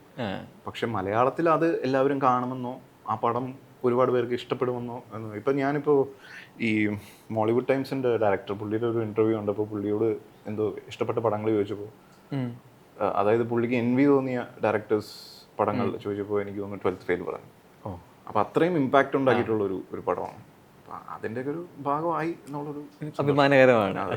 പക്ഷേ നമുക്ക് അറിയില്ല, നമ്മുടെ ഒരു എന്താ പറയുക ലാക്ക് ഓഫ് എക്സ്പീരിയൻസ് കൊണ്ടോ എന്തുകൊണ്ടോ നമുക്ക് ആ മൊമെൻറ്റിൽ നമുക്ക് തോന്നും അയ്യോ എന്നുള്ളത് തോന്നും. പിന്നെ ഇൻ റിട്രോസ്പെക്റ്റ് ആണ് നമുക്ക് മനസ്സിലാവുന്ന ഒരു വലിയൊരു സംഭവമായിരുന്നു. ട്വൽത്ത് ഫെയിലിലെ ഒരു മെയിൻ തീം എന്ന് പറയുന്നത് റീസ്റ്റാർട്ട് ആണല്ലോ. ഓരോ തവണ തോൽവി ഉണ്ടാവുമ്പോഴും ആ തോൽവിനെ പിടിച്ചു കയറുക എന്നുള്ളൊരു തീമിലാണല്ലോ ഒരു സിനിമ പോകുന്നത്. അപ്പോൾ സ്വന്തം ലൈഫിൽ ഒരു ട്വൽത്ത് ഫെയിൽ ഒരു മൊമെന്റ് ഉണ്ടായിട്ടുണ്ടോ? ഇപ്പം ഞാൻ കേട്ടിട്ടുണ്ട് ഒരേ വർഷം തന്നെ 200 പേരെ ഓഡീഷൻസ് ഒക്കെ അറ്റൻഡ് ചെയ്തിട്ടുണ്ടെന്ന്. അപ്പോൾ അത്രയും ഓഡീഷൻസ് ഒക്കെ അറ്റൻഡ് ചെയ്യുമ്പോഴത്തേക്കും ചിലപ്പോൾ മടുപ്പൊക്കെ തോന്നില്ലേ? അങ്ങനെ മടുപ്പൊക്കെ തോന്നും തീർച്ചയായിട്ടും. പിന്നെ ചില പ്രോജക്റ്റ് കമ്മിറ്റായിട്ട്, അതായത് നമ്മൾ സെലക്ട് ചെയ്ത് കോസ്റ്റ്യൂം ട്രയൽ എല്ലാം കഴിഞ്ഞ് ചിലപ്പോൾ റീപ്ലേസ്ഡ് ആയിട്ടുണ്ട്. അപ്പോൾ അതാണ് ഏറ്റവും കൂടുതൽ വിഷമം തോന്നുന്ന ഒരു സംഭവം അതായിരിക്കും. കാരണം നമ്മൾ ഡേറ്റ് ബ്ലോക്ക് ചെയ്യാൻ പറയും. അപ്പോൾ അതനുസരിച്ച് നമ്മൾ വേറെ വല്ല പ്രോജക്റ്റ് വരുമ്പോൾ അങ്ങനെ ഉണ്ടായിട്ടുണ്ട്. എനിക്ക് വേറൊരു പ്രോജക്റ്റ് അതേ സമയത്ത് വന്നപ്പോൾ ഞാൻ പറഞ്ഞു ഇല്ല, ഞാൻ ഇതിന് ലോക്കാണ് എന്ന് കുറച്ച് അഭിമാനത്തോടു കൂടി പറഞ്ഞു. ശേഷം ആ പ്രോജക്റ്റും പോയി, മറ്റേ പ്രോജക്റ്റും പോയി, അതിൽ നിന്ന് തന്നെ പുറത്താക്കുകയും ചെയ്തു. അപ്പം അങ്ങനെ ഇത് എന്താ പറയുക സ്ഥിരമായിട്ട് സംഭവിക്കുന്ന ഒരു കാര്യമാണ് അവിടെ. അപ്പോൾ അത് സിനിമ എന്നുള്ള മേഖലയിൽ അങ്ങനെയാണ്, അതിനൊരു യാതൊരുവിധ ഗ്യാരണ്ടിയും ഇല്ല. അപ്പോൾ അത് ആദ്യമായിട്ട് സംഭവിക്കുമ്പോൾ നമ്മൾ പെട്ടെന്ന് അയ്യോ.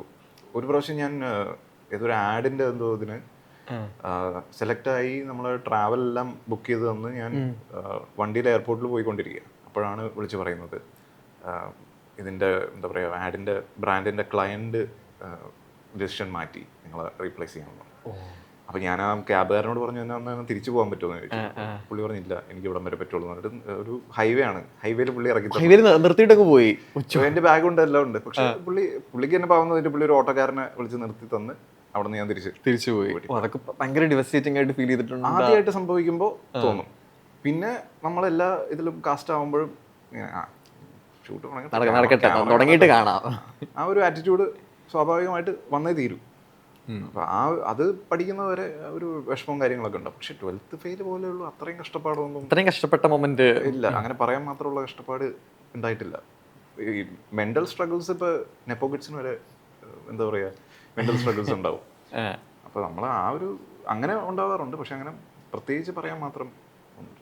പക്ഷെ എന്നാലും ഇപ്പം കഴിഞ്ഞൊരു 10 ഇയേഴ്സിൻ്റെ ജേർണി ഇപ്പം നമ്മൾ തിരിഞ്ഞ് നോക്കുകയാണെങ്കിൽ ചിലപ്പോൾ നമുക്ക് തോന്നുമല്ലോ ഇതൊക്കെ വേണമായിരുന്നോ. ഇത് ഇപ്പം ഫിലിം മേക്കേഴ്സ്, ഇതിപ്പം ഫിലിം ഇൻഡസ്ട്രിയിൽ കയറണമെന്ന് ആഗ്രഹിക്കുന്ന ഒത്തിരി ആൾക്കാരാണല്ലോ ഉണ്ടാവുന്നത്. അത്രയും നമ്പർ ഓഫ് പീപ്പിൾ ഉണ്ടല്ലോ ഫിലിം ഇൻഡസ്ട്രി. ഒരു ആക്ടർ ആവണം അല്ലെങ്കിൽ ഫിലിം ക്രൂവിൻ്റെ ഒരു പാർട്ടാകണമെന്ന് ആഗ്രഹിക്കുന്ന അത്രയും വലിയൊരു ഫോക്കുണ്ട്. അപ്പം ഞാനിങ്ങനെ കേട്ടിട്ടുണ്ട്, അതായത് ഫിലിം ഇൻഡസ്ട്രിയിൽ കയറി പറ്റുന്നതിനെക്കാട്ടും ബുദ്ധിമുട്ടാണ് സസ്റ്റെയിൻ ചെയ്യാനായിട്ട്. അപ്പം അങ്ങനെയുള്ള ആ ഒരു സെൽഫ് ഡൗട്ടിൻ്റെ മൊമെന്റ്സ് ഒക്കെ വരുമ്പോഴത്തേക്കും സ്വയം ഒന്ന് പിടിച്ച് നിൽക്കാൻ വേണ്ടിയിട്ട് അതിന് എന്താ ചെയ്യാന്ന് വെച്ച് കഴിഞ്ഞപ്പോൾ നമ്മളൊരു ഇത് സ്ഥിരമായിട്ടുണ്ടാവും, സ്ഥിരമായിട്ട് സെൽഫ് ഡൗട്ട് ഉണ്ടാവും. പക്ഷെ നമ്മളൊരു ചിലപ്പോൾ ഒരു സെറ്റിൽ പോകുമ്പോൾ അവിടെ ആദിശ് പറഞ്ഞ പോലെ ഒരുപാട് ആൾക്കാർ ഇങ്ങനെ ഉണ്ടാവും. അതായത് ഒന്ന് മുഖം കാണിക്കാൻ വരെ ഒന്ന് ചാൻസ് കിട്ടിയാൽ മതി, അല്ലെങ്കിൽ കുറേ കാലങ്ങളായിട്ട് ഇങ്ങനെ നടക്കുന്ന ജൂനിയർ ആർട്ടിസ്റ്റുകളുണ്ടാവും. ഇപ്പം നമുക്ക് അപ്പോഴാണ് അതിൻ്റെ ഒരു പ്രിവിലേജ് വ്യത്യാസം എല്ലാം അറിയുന്നത്. അപ്പം നമ്മളെവിടെ നിൽക്കുന്നു എന്നുള്ളൊരു കാര്യം മനസ്സിലാവും, ഗ്രേറ്റ്ഫുൾനെസ് ഫീൽ ചെയ്യുന്നത്. അപ്പോഴാണ് തോന്നുന്നത് നമ്മൾ.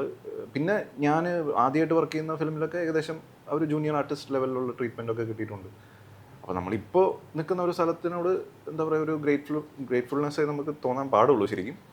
പക്ഷെ എന്നാലും തീർച്ചയായിട്ടും സെൽഫ് ഡൗട്ട് ഉണ്ടാവും. നമ്മളെപ്പോഴും മുന്നോട്ടാണല്ലോ നോക്കുക. അല്ലെങ്കിൽ പുള്ളി എന്നെക്കാളും മുന്നോട്ട് പോയി നമ്മുടെ ഒരേ സമയത്ത് സ്റ്റാർട്ട് ചെയ്ത ആൾക്കാർക്ക് നല്ല ഇതുകൾ കിട്ടുന്നു, അങ്ങനെ തോന്നാറുണ്ട്. പക്ഷെ അതിൻ്റെ ഉൾട്ട അപ്പോൾ തന്നെ മനസ്സിൽ വരും, അല്ലെങ്കിൽ ആരെയും ഇങ്ങനെ എവിടെയെങ്കിലൊക്കെ പോകുമ്പോൾ കാണും നമ്മൾ. അപ്പോൾ ഒരു ആക്ടർ എന്ന നിലയ്ക്ക് കുറച്ചൊരു ഒബ്സർവേഷൻ ഒരു റുട്ടീൻ ആയതുകൊണ്ട് നമുക്കിത് ചുറ്റിനും കാണാൻ പറ്റും. അപ്പോൾ അത് കോമ്പൻസേറ്റ് ചെയ്ത് പോകുന്നുണ്ട് എന്നാണ് എനിക്ക് തോന്നുന്നത്. അങ്ങനെ ഒരു സൈഡിലോട്ട് മാത്രം അങ്ങനെ ഒരു ഡിപ്പിലോട്ട് പോകുന്നില്ല. ഈ ഹിന്ദി ഫിലിം ഇൻഡസ്ട്രിയിലും മലയാള ഫിലിം ഇൻഡസ്ട്രിയിലും രണ്ടിലും വർക്ക് ചെയ്യുന്നുണ്ടല്ലോ. അപ്പോൾ ഒരു മേജർ ഡിഫറൻസസ് ഒക്കെ എന്തായിരിക്കും? ഏതിൽ വർക്ക് ചെയ്യാൻ കൂടുതൽ താല്പര്യം? മോളിവുഡിൽ കൂടുതൽ അപ്പിയർ ചെയ്യാനാണോ അതോ ബോളിവുഡിൽ കൂടുതൽ? ആഗ്രഹം എന്നും മോളിവുഡ്, മലയാളത്തിൽ തന്നെ. മലയാള സിനിമ ചെയ്യുന്നതും ഒരു ആഗ്രഹത്തിന്റെ പുറത്താണ് എന്നുള്ളത് വേണേ പറയാം. പക്ഷേ നമുക്ക് ഈ പറഞ്ഞ പോലെ പ്രൊഫഷനായിട്ട് ഇത് ചെയ്യാൻ മലയാളത്തിന് ഓരോ സ്റ്റേജുകളുണ്ട്. അത് ഒരു സ്റ്റേജിലെത്തിയാലാണ് നമുക്കതൊരു ഇൻകം സോഴ്സ് ആയിട്ട് അതിനെ ഫൈനാൻഷ്യൽ സെക്യൂരിറ്റി റിലൈ ചെയ്യാൻ പറ്റുള്ളൂ. അല്ലെങ്കിൽ നമുക്ക് മൾട്ടിപ്പിൾ സോഴ്സസ് വേണം.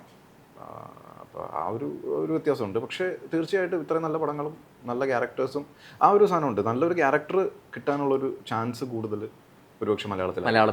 നമുക്ക് ഒരുപാട് സ്കോപ്പുള്ള ഒരു സ്ഥലം എന്ന് പറഞ്ഞാൽ മലയാളമായിരിക്കും. ഹിന്ദിയിൽ അതിന് ലിമിറ്റേഷൻസ് ഉണ്ട്. എൻ്റെ ഹിന്ദി അത്ര വലിയ പ്യുവർ ഹിന്ദി അല്ല. പക്ഷെ ഇപ്പം ഒരുപാട് ഹിന്ദി വർക്ക് ചെയ്തിട്ടുണ്ട്. പക്ഷെ ആക്സെന്റ് ഇടയ്ക്കൊക്കെ കയറി വരും. ചില വേർഡ്സ് ഇപ്പോൾ ഒരു സ്ക്രിപ്റ്റിലുള്ള വേർഡ്സ് ആയിരിക്കില്ല മറ്റ് സ്ക്രിപ്റ്റിലുള്ള വേർഡ്സ്. ചിലത് നമുക്ക് ഒട്ടും ഫെമിലിയർ അല്ലാത്ത ഹിന്ദി വേർഡ്സ് ഒക്കെ ഉണ്ടാവും. അപ്പോൾ അത് പറയുമ്പോൾ അവർക്ക് മനസ്സിലാവും, അത് ഓഡിയൻസിന് മനസ്സിലാവും. അപ്പോൾ അങ്ങനെ ഒരു ഓഡിയൻസിനെ എൻഗേജ് ചെയ്തുകൊണ്ടിരുന്നിട്ട് പെട്ടെന്നൊരു ഇവന്റെ ആക്സെന്റ് ആ ഒരു ജർക്ക് വരാൻ പാടില്ലല്ലോ സിനിമയിൽ. അപ്പോൾ ആ ഒരു സാധനത്തിന് കാരണം നമ്മളെ ചിലപ്പോൾ കാസ്റ്റ് ചെയ്യില്ല. ചിലപ്പോൾ ഒരു അർബൻ അല്ലെങ്കിൽ ഒരു എന്താ പറയുക ഒരു സൗത്ത് ഇന്ത്യൻ അങ്ങനത്തെ ഒരു റോളിൽ നമ്മൾ ഫിറ്റ് ആവുള്ളൂ. അപ്പോൾ ആ ഒരു ലിമിറ്റേഷൻ ഉണ്ട്. അതിന് തന്നെ അവിടെ ഒരുപാട് കോമ്പറ്റീഷൻ ഉണ്ട്. അപ്പോൾ എപ്പോഴാണ് എന്തിലാണ് കാസ്റ്റ് ആവുക എന്നുള്ളതിൽ ഒരു അൺസർട്ടനിറ്റി അവിടെ ഉണ്ട്.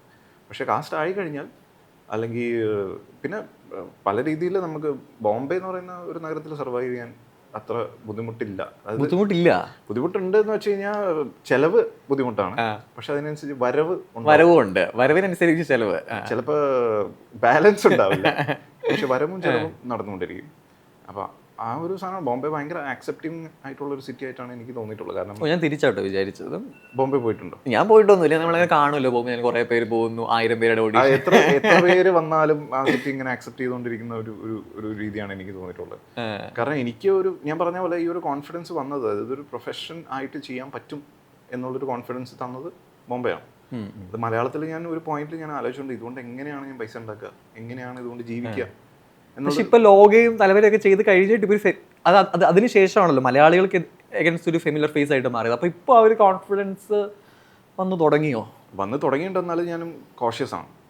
നമുക്ക് മുഴുവൻ വിട്ടെറിഞ്ഞിട്ട് ഇങ്ങോട്ട് വരാൻ പറ്റില്ല. ആഗ്രഹമുണ്ട്. പക്ഷെ അങ്ങനെ വന്നു കഴിഞ്ഞാൽ ഈ പറയുന്ന പോലെ നമുക്കറിയാത്ത ഒരു കുറച്ചു കാലം അവിടെ ആയിരുന്നുകൊണ്ട് അവിടുത്തെ ഒരു കാര്യങ്ങളൊക്കെ എനിക്ക് ഏകദേശം അറിയാം, എങ്ങനെയാണ് അത് വർക്ക് ആവുന്നത് എന്നുള്ള ഇൻഡസ്ട്രി. ഇവിടുത്തെ ഒരു കാര്യങ്ങളൊക്കെ ഞാൻ പഠിച്ചു വരുന്നുള്ളൂ. 2 പടമല്ലേ ചെയ്തിട്ടുള്ളൂ. ടേക്ക് ഓഫ് കൂട്ടാതെ 2 പടമേ ചെയ്തിട്ടുള്ളൂ. അപ്പോൾ പഠിച്ചു വരുന്നേ ഉള്ളൂ. അപ്പോൾ ഞാൻ കുറച്ചും കൂടി വെയിറ്റ് ചെയ്യണം. Hopefully at some point. Film സെറ്റിൽ പക്ഷേ ഡിഫറൻസ് അപ്പോൾ എങ്ങനെയായിരിക്കും? സെറ്റിൽ അവിടെ കുറച്ചുകൂടി ഒരു കോർപ്പറേറ്റ് സെറ്റപ്പാണ്. ഇവിടെ കുറച്ചും കൂടി ഒരു ഇൻറ്റിമേറ്റ് എന്താ പറയുക, ഇപ്പോൾ ഒരു ഡിപ്പാർട്ട്മെന്റ് ഹെഡ് ഉണ്ടെന്ന് വിചാരിക്കുക. ഒരു പ്രൊഡക്ഷൻ്റെ ഒരു ഹെഡ് എന്ന് വെച്ച് കഴിഞ്ഞാൽ നമുക്ക് ഡയറക്റ്റ്ലി ആക്സസിബിൾ ആയിരിക്കും. അവിടെ എന്ന് പറഞ്ഞു കഴിഞ്ഞാൽ അതിനൊരു 3-4 ലെയർ ഉണ്ടാവും. ഒരു എന്താ പറയുക, ഒരു അസിസ്റ്റന്റ് ഉണ്ടാവും, പിന്നെ ഒരു എക്സിക്യൂട്ടീവ് ഉണ്ടാവും, പിന്നെ അതിൻ്റെ മുകളിലൊക്കെ ആയിരിക്കും. അപ്പോൾ ഡിസിഷൻ മേക്കർ നമുക്ക് ചിലപ്പോൾ ആക്സസിബിൾ ആയിരിക്കില്ല. അതുകൊണ്ട് ഗുണമുണ്ട് ദോഷമുണ്ട്. അപ്പോൾ ഒരു എന്താ പറയുക, ഒരു കോമ്പൻസേറ്റ് ചെയ്ത് പോകുന്നു എന്നുള്ളത്. സാമോഹൻ ആസ് ആൻ ആക്ടർ ഏത് കൈൻഡ് ഓഫ് കഥാപാത്രങ്ങൾ കൂടുതൽ ചെയ്യാനായിരിക്കും? ഇപ്പം ഞാൻ ആദ്യം ശരിക്കും പറഞ്ഞാൽ വിചാരിച്ചിരുന്നത് ഭയങ്കര സീരിയസ് റോൾസ് മാത്രമേ സാറ് ചെയ്യത്തുള്ളൂ. ശരിക്കും തുടക്കത്തിൽ ഞാൻ വിചാരിച്ചിട്ടുണ്ടായിരുന്നു. പക്ഷെ പിന്നെയാണ് ഞാൻ മാംല ലീഗല് അങ്ങനെയാണോ അതിന് പ്രൊനൗൺസ് ചെയ്യുന്നത്, അത് കണ്ടപ്പോഴാണ് എനിക്ക് മനസ്സിലായത് ഓക്കെ ഹ്യൂമർ മീറ്ററും രസം ഉണ്ടായിരുന്നു, ക്യൂട്ടായിട്ടുണ്ടായിരുന്നു കാണാനായിട്ട്. അപ്പം ഏതാ കൂടുതൽ ഇഷ്ടം ചെയ്യാൻ ഏതായിരിക്കും കൂടുതൽ? അങ്ങനെ ഇഷ്ടം എന്ന് പറയുന്നത് കുറച്ച് എന്തെങ്കിലും ചാലഞ്ചിങ് ആയിട്ടുള്ള സാധനം വരുമ്പോൾ ഒരു ഇഷ്ടമുണ്ട്. ചാലഞ്ചിങ് ഏതായിരിക്കും? ഹ്യൂമർ ആയിരിക്കുള്ളൂ. തീർച്ചയായിട്ടും എല്ലാവർക്കും ചാലഞ്ചിങ് ഹ്യൂമർ തന്നെയാണെന്ന് എനിക്ക് തോന്നുന്നു. പക്ഷേ ആ മാംല ലീഗൽ ഹേല് എൻ്റെ ഒരു സുഹൃത്തായിരുന്നു എൻ്റെ ഡയറക്ടർ. അത് പുള്ളിക്കാരൻ്റെ ഒരു കോൺഫിഡൻസിൽ ചെയ്തതാണ്. ആ ഒരു ക്യാരക്ടർ ആക്ച്വലി അത് എഴുതിയിരുന്നത് കുറച്ചും കൂടി പ്രായമുള്ള ഒരു എന്താ പറയുക അമ്മാവൻ, അങ്ങനത്തെ ഒരു കുറച്ച് കഷണ്ടി ആയിട്ടുള്ള ഒരാൾ. ആ ഒരു ഇതായിരുന്നു, മംഗൾദീമ എന്നായിരുന്നു എൻ്റെ പേര്. അങ്ങനെ ഒരു ക്യാരക്ടറാണ് എഴുതിയിരുന്നത്. അത് പുള്ളിയാണ് കുറച്ചും കൂടി സ്വാഗൊക്കെ ഒരു കുറച്ച് എന്താ ഫങ്കി ആയിട്ടുള്ള മാറ്റിയത്. അതപ്പോൾ പുള്ളിയുടെ മാത്രം ഒരു കൺവിക്ഷൻ ഡയറക്ടറിന്റെ ചെയ്തതാണ്. പിന്നെ ആ കോമിക് ടൈമിംഗ് പിടിക്കുമ്പോൾ അല്ലെങ്കിൽ എന്തെങ്കിലും സാധനം ഡയറക്ടർക്കൊക്കെ ഇഷ്ടമാകുമ്പോൾ നമുക്ക് കിട്ടുന്ന ഒരു ഹൈ ഉണ്ട്. അത് നല്ല രസമാണ്. പിന്നെ ചെയ്യാൻ ആഗ്രഹം എന്ന് പറയുന്നതിനും ഉപരി നമുക്കൊരു എല്ലാ ആക്ടർക്കും ഒരു സ്റ്റീരിയോ ടൈപ്പ് ഉണ്ടാവും. അപ്പോൾ ഒരു ആളെ കാണുമ്പോൾ നമുക്ക് തോന്നുന്ന ഒരു ഫസ്റ്റ് ഇംപ്രഷൻ ഉണ്ടല്ലോ, അത് ചിലപ്പോൾ എൻ്റെ കുറച്ചൊരു സീരിയസ് അങ്ങനത്തെ ഒരു സ്റ്റീരിയോ ടൈപ്പ് ആയിരിക്കും. അപ്പോൾ ആ സ്റ്റീരിയോ ടൈപ്പിലുള്ള കഥാപാത്രങ്ങൾ വന്നു കഴിഞ്ഞാൽ ചെയ്യുക എന്നുള്ളത് മാത്രമേ ഉള്ളൂ. കാരണം ഈ പറഞ്ഞ പോലെ പ്രൊഫഷൻ ആണ്. അപ്പോൾ നമ്മൾ കണ്ടിന്യൂസ് വർക്ക് വരുന്ന എന്താണെന്ന് ഈ വെച്ചാൽ acting as A profession, acting as A passion എന്നൊക്കെ പറയുമ്പോൾ ഇപ്പം നല്ല വ്യത്യാസം ഉണ്ടല്ലേ? വ്യത്യാസമുണ്ട്. പക്ഷേ പ്രൊഫഷൻ ആസ് എ പ്രൊഫഷൻ നിങ്ങൾ കൊണ്ടുപോകുമ്പോൾ അതിൻ്റെ ഇടയിൽ ആ പാഷനെ സാറ്റിസ്ഫൈ ചെയ്യുക എന്നുള്ളതേ ഉള്ളൂ. അല്ലാതെ പാഷന് വേണ്ടി മാത്രം ഇതിൻ്റെ പുറകെ നടക്കുകയാണെങ്കിൽ ഞാൻ നേരത്തെ പറഞ്ഞ പോലെ അത്രയും വലിയ പ്രിവിലേജ് ആയിരിക്കും, അല്ലെങ്കിൽ കുറച്ച് പാടായിരിക്കും ചെയ്യേണ്ടി വരും. എനിക്ക് തോന്നുന്നു സാമോഹൻ എന്നൊരു കഥാപാത്രത്തിൽ അല്ലെങ്കിൽ ആക്ടറിനെ നമ്മൾ ആക്ഷൻ റോൾസിൽ കണ്ടിട്ടില്ല എന്നാണ് എൻ്റെ ഒരു വിശ്വാസം. ഇപ്പം ലോകയിലെ ഒരു ഇന്റഗ്രൽ പാർട്ടാണല്ലോ, മലയാളികളെല്ലാം ഉറ്റുനോക്കുന്ന വലിയൊരു സിനിമാറ്റിക് യൂണിവേഴ്സിന്റെ എന്തൊരു ഒഴിച്ചുകൂടാനാകാത്തൊരു ഘടകമാണ്. അപ്പൊ ഇനി ഫ്യൂച്ചർ ലോകയിലൊക്കെ ഫ്യൂച്ചർ ലോക യൂണിവേഴ്സിൽ കുറച്ച് ആക്ഷൻ ഒക്കെ ആയിട്ട് നല്ല സ്റ്റണ്ടൊക്കെ ആയിട്ട് ഇനി കാണാനുള്ള അവസരങ്ങൾ ഉണ്ടാവുമോ? എനിക്ക് ആ ഒരു കഥാപാത്രത്തിൻ്റെ ഒരു ഇത് വെച്ചിട്ട് അങ്ങനെ തോന്നുന്നില്ല. പക്ഷെ സർപ്രൈസ് ആയിട്ട് ഒരു സൂപ്പർ ഹീറോ എല്ലാം ആയാലും അടുത്ത ശരിയാണ്, അങ്ങനെയൊക്കെ ആവാല്ലേ? സർപ്രൈസ് ആയിട്ട് ഒരു സൂപ്പർ അങ്ങനെയൊക്കെ ആവട്ടെ. നാക്ക് പൊന്നായിരിക്കും. ഡൊമിനിക് കൂടി വിചാരിക്കണം അങ്ങനെ. ഡൊമിനിക് സാർ ഇത് കാണുന്നുണ്ടെങ്കിൽ അടുത്ത സിനിമയിൽ ഒരു സൂപ്പർ ഹീറോ ആക്കി മാറ്റാൻ ഞങ്ങൾ റിക്വസ്റ്റ് ചെയ്യാണ്. ഞങ്ങൾ സിനിമ വമ്പൻ ഹിറ്റ് ആക്കിയിരിക്കും. ചിലപ്പോൾ ഇത് കണ്ടിട്ടായിരിക്കും എനിക്ക് അങ്ങനെ ഒരു തോട്ട് ഉണ്ടായിരുന്നു, പക്ഷെ ഇപ്പൊ എല്ലാവരും പറയുന്നുണ്ട് അത് വെട്ടിയാക്കാൻ. അങ്ങനെയൊന്നും വിചാരിക്കത്തില്ല, എനിക്ക് ഭയങ്കര ഭാഗ്യമാണെന്ന് ആൾക്കാർ പറയും. അതെ, അതുകൊണ്ട് ഇപ്പൊ ജോലിയൊന്നും ഇല്ലാണ്ട് ചുമ്മായിരിക്കും. ഞാൻ എന്താ ചോദിച്ചോണ്ടിരുന്നേ?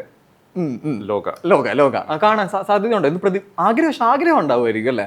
ആഗ്രഹം തീർച്ചയായിട്ടും. ഇപ്പൊ ലോക അത് സിനിമ കണ്ടപ്പോൾ തന്നെ എനിക്ക് ഭയങ്കരമായിട്ട് കണക്റ്റായ ഇഷ്ടപ്പെട്ട ഒരു എന്താ പറയുക തീമായിരുന്നു അത്.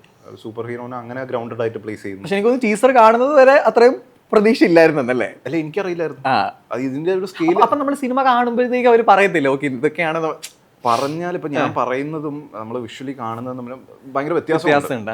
കാരണം ഞാൻ അതിനകത്ത് ചെയ്ത ആ ക്യാരക്ടർ ഒരു എന്താ പറയുക ഒരു ഇന്റീരിയർ സ്പേസിലാണുള്ളത്. ആ ഒരു കാഫേ എന്ന് പറയുന്ന ഒരു സ്പേസ് മാത്രമാണ്.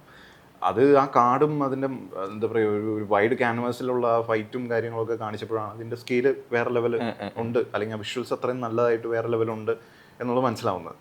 അപ്പോൾ ആ ഒരു ഇൻറ്റീരിയറിൽ നിന്ന് എക്സ്റ്റീരിയറിൽ വന്നപ്പോൾ തന്നെ അതിൻ്റെ എൻ്റെ എന്താ പറയുക ഭയങ്കരമായിട്ട് ഞാൻ സർപ്രൈസ് ടീച്ചർ കണ്ടു.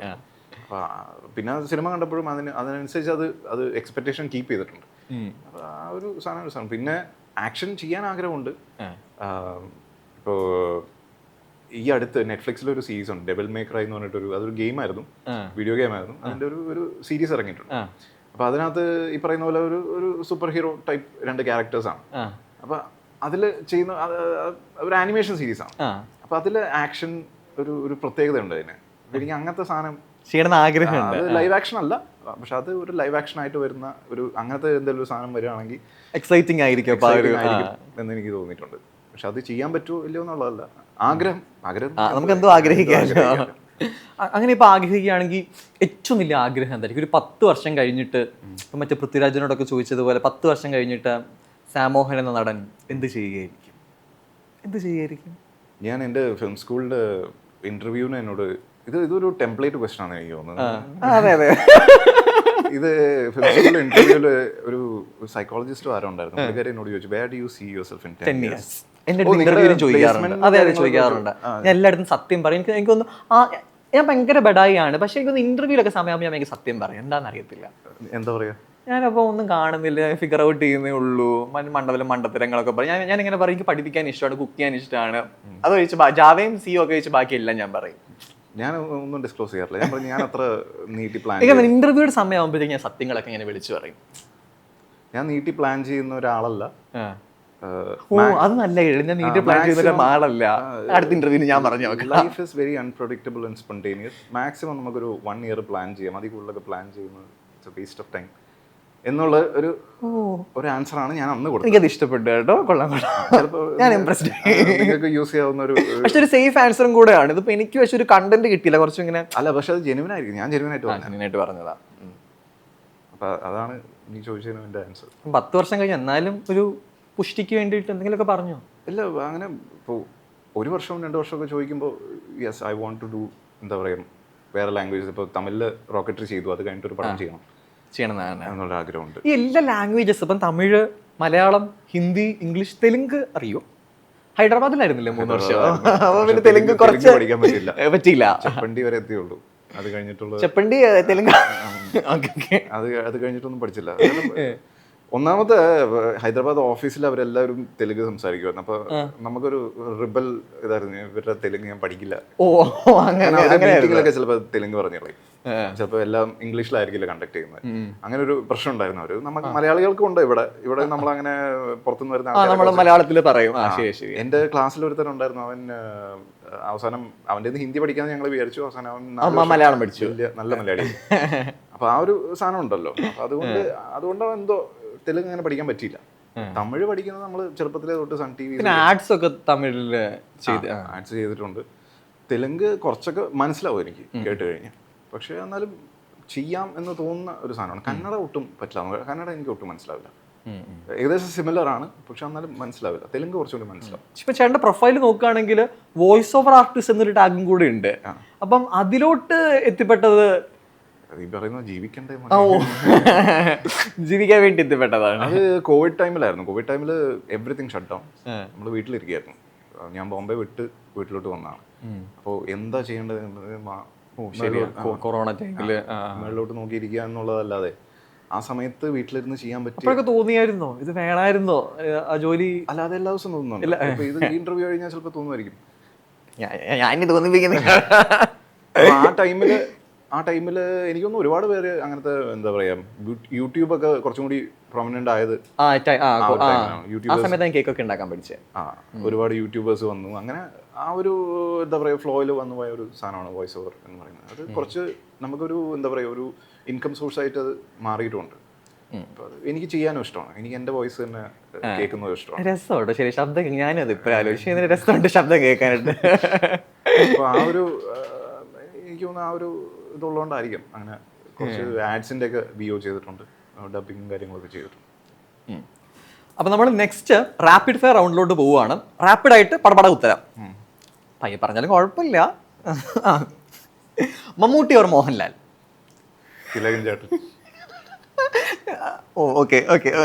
എന്നാലും മമ്മൂട്ടി ഫാൻസും രണ്ട് ഫാൻസും അങ്ങ് സങ്കടം വരും. നീ എന്നോട് പറഞ്ഞു ഏത് ഉത്തരം വേണേ പറഞ്ഞു. ഓക്കെ, എന്നാ പിന്നെ അടുത്ത ക്വസ്റ്റ്യൻ. ഏത് ഡയറക്ടറിന്റെ കൂടെ വർക്ക് ചെയ്യണം എന്നാണ് ആ ഒരു ഡ്രീം ഡയറക്ടർ? വേണമെങ്കിൽ ഒന്നിൽ കൂടുതൽ പേര് ചൂസ് ചെയ്യാം കേട്ടോ. മധു സി നാരായണൻ. എന്താ അതിന്റെ പേര്, ആ സിനിമയുടെ പേര് എനിക്കും കത്തുന്നില്ല. ഓക്കെ, നല്ല ഡയറക്ടർ. ഓക്കെ. ഇനി ജീവിതകാലം ഫുള്ള് ഒരു സിനിമ ക്യാരക്ടറായിട്ട് ജീവിക്കേണ്ടി വരുന്നു. അങ്ങനെയാണെങ്കിൽ അത് ഏത് ക്യാരക്ടർ ചൂസ് ചെയ്യും? ലൈഫ് ഫുള്ള് ആ സിനിമയിൽ ഈ ക്യാരക്ടറായിട്ട് ജീവിച്ചേ പറ്റത്തുള്ളൂ. അങ്ങനെയാണെങ്കിൽ ഏത് ക്യാരക്ടറായിട്ട്? നല്ല കൊട്ടാരത്തിലൊക്കെ ഓഡീഷനായിട്ട് പോവോ? അങ്ങനെ എന്തെങ്കിലും ക്യാരക്ടർ എന്നാലും അല്ലെങ്കിൽ നന്മ മരങ്ങളായിട്ടുള്ള പട്ടിണി കിടക്കുന്ന നന്മ മരങ്ങൾ അങ്ങനെയും പോവാലോ. അത് വേണ്ട. ഓപ്ഷൻസ് വല്ലതും ഉണ്ടോ? എനിക്ക് പെട്ടെന്ന് ഓപ്ഷൻസ് എനിക്ക് അങ്ങോട്ട്. ലാസ്റ്റ് കണ്ട സിനിമ മൈക്കിളാണ്. മൈക്കിൾ ജാക്സൺ ആയിട്ട് വേണമെങ്കിൽ ജീവിച്ചൂടെ? എന്നാലും ഡാൻസ് കളിക്കാൻ പറ്റിയ കൊള്ളാം. പക്ഷെ ആ കഴിവ് ഇല്ലാന്ന് തോന്നുന്നുണ്ടോ? ഡാൻസോ? ഇല്ലാന്ന് തോന്നുന്നതാണോ ഉണ്ടെന്ന് തോന്നുന്നു? അതെന്താ അങ്ങനെ തോന്നുന്നത്? ഇപ്പൊ മറ്റേ ടോമിനോയും ബേസിലൊക്കെ അത് ഡാൻസ് കളിക്കില്ല എന്ന് പറയായിരുന്നെങ്കിൽ ഇപ്പം ഭയങ്കര ഡാൻസേഴ്സ് അല്ലേ? അപ്പൊ അതുപോലെ എല്ലാവരും ഡാൻസേഴ്സ് ആണ്, എല്ലാവർക്കും പാട്ട് പാടാൻ അറിയാം. കഴിവ് എന്ന് പറയുമ്പോൾ അതിനൊരു പാട്ട് പാടുവോ? പാട്ട് പാടും, നല്ല ശബ്ദമാണ് അല്ലേ? അതെ. അപ്പം നമുക്ക് വേണ്ടി ഒരു രണ്ടുപേര് പാട്ട് പാടിയാല് ഇല്ല, ജസ്റ്റ് ഞാനും കൂടെ പാടാം. ഇത് എനിക്ക് എഴുതുന്ന സാധനങ്ങളിൽ ഇല്ല, രണ്ടുപേര് എന്നാ ശരി, കുഴപ്പമില്ല. ഇനി ഫ്രണ്ട് ബെഞ്ചർ ആയിരുന്നോ ലാസ്റ്റ് ബെഞ്ചർ ആയിരുന്നോ? ലാസ്റ്റ് ബെഞ്ചർ ആയിരുന്നു. സ്കൂളിൽ ഫ്രണ്ട് ബെഞ്ചർ ആയിരുന്നു. കോളേജ് എന്നപ്പോഴത്തേക്ക് വല്ല അലമ്പത്തിലൊക്കെ കാണിച്ചിട്ടുണ്ടായിരുന്നു. സപ്ലി ഒക്കെ ഉണ്ടായിരുന്നോ? സപ്ലി ഉണ്ടായിരുന്നു. അയ്യോ, അത് പറയാൻ പാടില്ല. പക്ഷേ ഒരെണ്ണം ഉണ്ടായിരുന്നുള്ളൂ. അതും ഞാൻ ഇലക്ട്രോണിക്സ് ആൻഡ് കമ്മ്യൂണിക്കേഷൻ. SSD അല്ലായിരുന്നു? ഏതാ സബ്ജക്റ്റും കൂടെ? എനിക്ക് പിന്നെ രാത്രി കിടക്കാൻ പറ്റത്തില്ല. ഞാൻ ഇലക്ട്രോണിക്സ് ഏറ്റവും സിമ്പിൾ ആയിട്ടുള്ള സാധനം എടുക്കുള്ളൂ. തേർഡ് സെമസ്റ്ററിൽ ഡിജിറ്റൽ ഇലക്ട്രോണിക്സ് ബേസ് സബ്ജക്ട്. അതാണ് സപ്ലി അടിച്ചത്. എന്നിട്ട് പിന്നെ അപ്പം തന്നെ ക്ലിയർ ചെയ്തോ? ഇല്ല, പിന്നെ അത് അവസാനം പക്ഷെ ലാസ്റ്റ് ക്ലിയർ ചെയ്ത് ജോലിയൊക്കെ കിട്ടിയല്ലോ, പിന്നെ കുഴപ്പമില്ല. ഒരു സിനിമ കണ്ടിട്ട് ഈ ക്യാരക്ടർ ചെയ്താൽ ഞാൻ ചെയ്തായിരുന്നെങ്കിൽ കൊള്ളായിരുന്നു എന്ന് ചിലപ്പോൾ നമുക്ക് ഇങ്ങനെ തോന്നുമല്ലോ. ഈ ക്യാരക്ടർ എനിക്കായിരുന്നു കിട്ടിയിരുന്നെങ്കിൽ ഓക്കെ രസമായിരുന്നു, എനിക്കത് ചെയ്യാനൊരു അങ്ങനെ നമുക്ക് ആഗ്രഹം തോന്നാമല്ലോ. അങ്ങനെ തോന്നിയൊരു ക്യാരക്ടർ, ഈ ക്യാരക്ടർ എനിക്ക് കിട്ടിയ എന്നിലോട്ട് വന്നായിരുന്നു എനിക്ക് കൊള്ളായിരുന്നു എന്ന് കണ്ടിട്ട് ഒരു സിനിമയായിട്ട് തോന്നിയൊരു ക്യാരക്ടർ? അങ്ങനെ ഇതുവരെ തോന്നിയിട്ടില്ല. അങ്ങനെ ഞാൻ അതിനകത്ത് ബെറ്റർ ഫിറ്റ് ആയിരുന്നു അങ്ങനെ ഒന്നും തോന്നിയിട്ടില്ല. പല നമുക്ക് ആഗ്രഹിക്കാലോ ആ ക്യാരക്ടറായിട്ട്. ഓക്കെ, ഇപ്പം ആസ് ആൻ ആക്ടർ എനിക്കൊരു എന്താ പറയാ അങ്ങനത്തെ ക്യാരക്ടർ കിട്ടിയിരുന്നെങ്കിൽ എന്ന് അങ്ങനെ കിട്ടിയിരുന്നെങ്കിൽ. പൊന്മാനിലെ best favourite genre to act? Ponman ഏത് ജോണറ? അങ്ങനത്തെ ഒരു ഫീൽ ഗുഡ് അല്ല, ഒരു കുറച്ചൊരു ത്രില്ലർ അല്ലെങ്കിൽ കുറച്ചൊരു മിക്സ്, എന്താ പറയാ, റൂട്ടഡ് ആയിട്ടുള്ളൊരു കഥ, അങ്ങനത്തെ ഒരു സാധനം, കുറച്ചൊരു ഹ്യൂമൻ റോ ഇമോഷൻസ് ഒക്കെ കാണിക്കുന്ന അങ്ങനത്തെ ഫിലിംസ് ആണ്. അല്ലെങ്കിൽ Rajeev Ravi films, he's also one of the directors. Kammattipaadam അല്ലെങ്കിൽ ഞാൻ സ്റ്റീവ് ലോപ്പസ്. ഓ, അപ്പൊ ആ ഒരു കൈൻഡ് ഓഫ് ആ ഒരു ജോണറിലുള്ള ഫിലിംസിൽ ഭയങ്കര ഇഷ്ടമുള്ള ഒരു സമയമായിരുന്നു ആ ഫിലിംസ്. എന്റെ അടുത്ത question favourite genre to watch ആയിരുന്നു. അപ്പൊ അതും ഇത് തന്നെ ആയിരിക്കും അല്ലേ ആൻസർ? അങ്ങനെയല്ല, വാച്ച് എന്ന് പറഞ്ഞു കഴിഞ്ഞാൽ ഈ ജോണർ എനിക്ക് ഇഷ്ടമാണ് പടങ്ങളൊക്കെ, പക്ഷെ അത് അത്രയും നല്ല റിവ്യൂ കേട്ടിട്ട് അങ്ങനെ പോയി കണ്ടു. അല്ലെങ്കിൽ ഞാൻ വെറുതെ ഇരുന്ന് കാണാനാണെങ്കിൽ favourite genre to watch at one point was animation. Anime ഒക്കെ കാണുമായിരുന്നു? ആനിമ അല്ല, പിക്സർ ആനിമേഷൻ, വളരെ ലൈറ്റ് ആയിട്ടുള്ള പിക്സർ ആനിമേഷൻ, ഡിസ്നി, അങ്ങനത്തെ ആയിരുന്നു എനിക്ക് ഇഷ്ടം. അത് ഒരു പോയിന്റ് വരെ വർക്ക് ചെയ്യായിരുന്നു. ഇപ്പൊ ഞാൻ പക്ഷെ കാണുമ്പോൾ എനിക്കത് വർക്ക് ആവുന്നില്ല. പണ്ട് ഞാൻ കേഡ്രാമാണ്, പക്ഷെ ഇപ്പൊ ഞാൻ കാണത്തില്ല. അപ്പം അടുത്ത question, Mollywood or Bollywood? Mollywood. മോളിവുഡാ ചൂസ് ചെയ്തത്? ഷേ, ഇനി മലയാളത്തിൽ പിന്നെ അത് ചൂസ് ചെയ്താൽ മതിയല്ലോ. ബോളിവുഡിൽ പോയിട്ട് മാറ്റി ഓ, ബോളിവുഡിൽ പോകുമ്പോഴത്തേക്ക് ബോളിവുഡ് ചൂസ് ചെയ്യാം, ബോളിവുഡിലിരിക്കുക ബോളിവുഡ് ചൂസ് ചെയ്യാം. അണ്ടർ റേറ്റഡ് എന്ന് തോന്നിയ ഒരു ഫിലിം? പെട്ടെന്ന് മനസ്സിൽ വരുന്നത് അണ്ടർ റേറ്റഡ് എന്ന് തോന്നിയെന്ന് വെച്ച് കഴിഞ്ഞാൽ എനിക്ക് ഇഷ്ടപ്പെട്ടു, പക്ഷെ അത് വർക്കായില്ല. മൈ ഫ്രണ്ട് എന്ന് പറഞ്ഞൊരു ടൊവിനോന്റെ ഒക്കെ എനിക്ക് ഇഷ്ടപ്പെട്ട ഒരു പടമായിരുന്നു, പക്ഷെ ഒട്ടും എനിക്കൊന്നും വർക്കായില്ലാന്ന് തോന്നുന്നു, കമേഴ്ഷ്യലി എന്നാണ് എനിക്ക് തോന്നുന്നത്.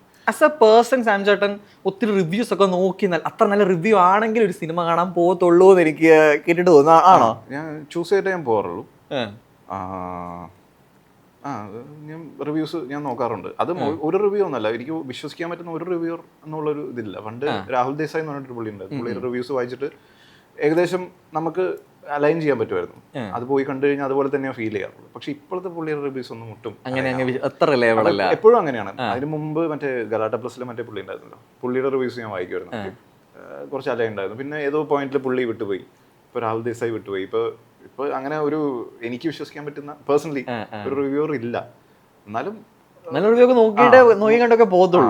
ഏകദേശം ഒരു ആവറേജ് എല്ലാവരും നല്ലതാണെന്ന് പറയുമ്പോൾ പോയി കാണും. എന്നിട്ടും ഇഷ്ടപ്പെടാത്ത പടങ്ങളുണ്ട്. അപ്പോൾ ലൈക്ക് ഐ ട്രൈ ടു എന്താ പറയാ, കുറച്ച് പൈസ സേവ് ചെയ്യാനായിട്ട് സമയം. ഓ, അങ്ങനെ ശരി, ഓക്കെ, പൈസ സേവ് ചെയ്യും. ഓക്കെ, ഇനി an actor you think is underrated?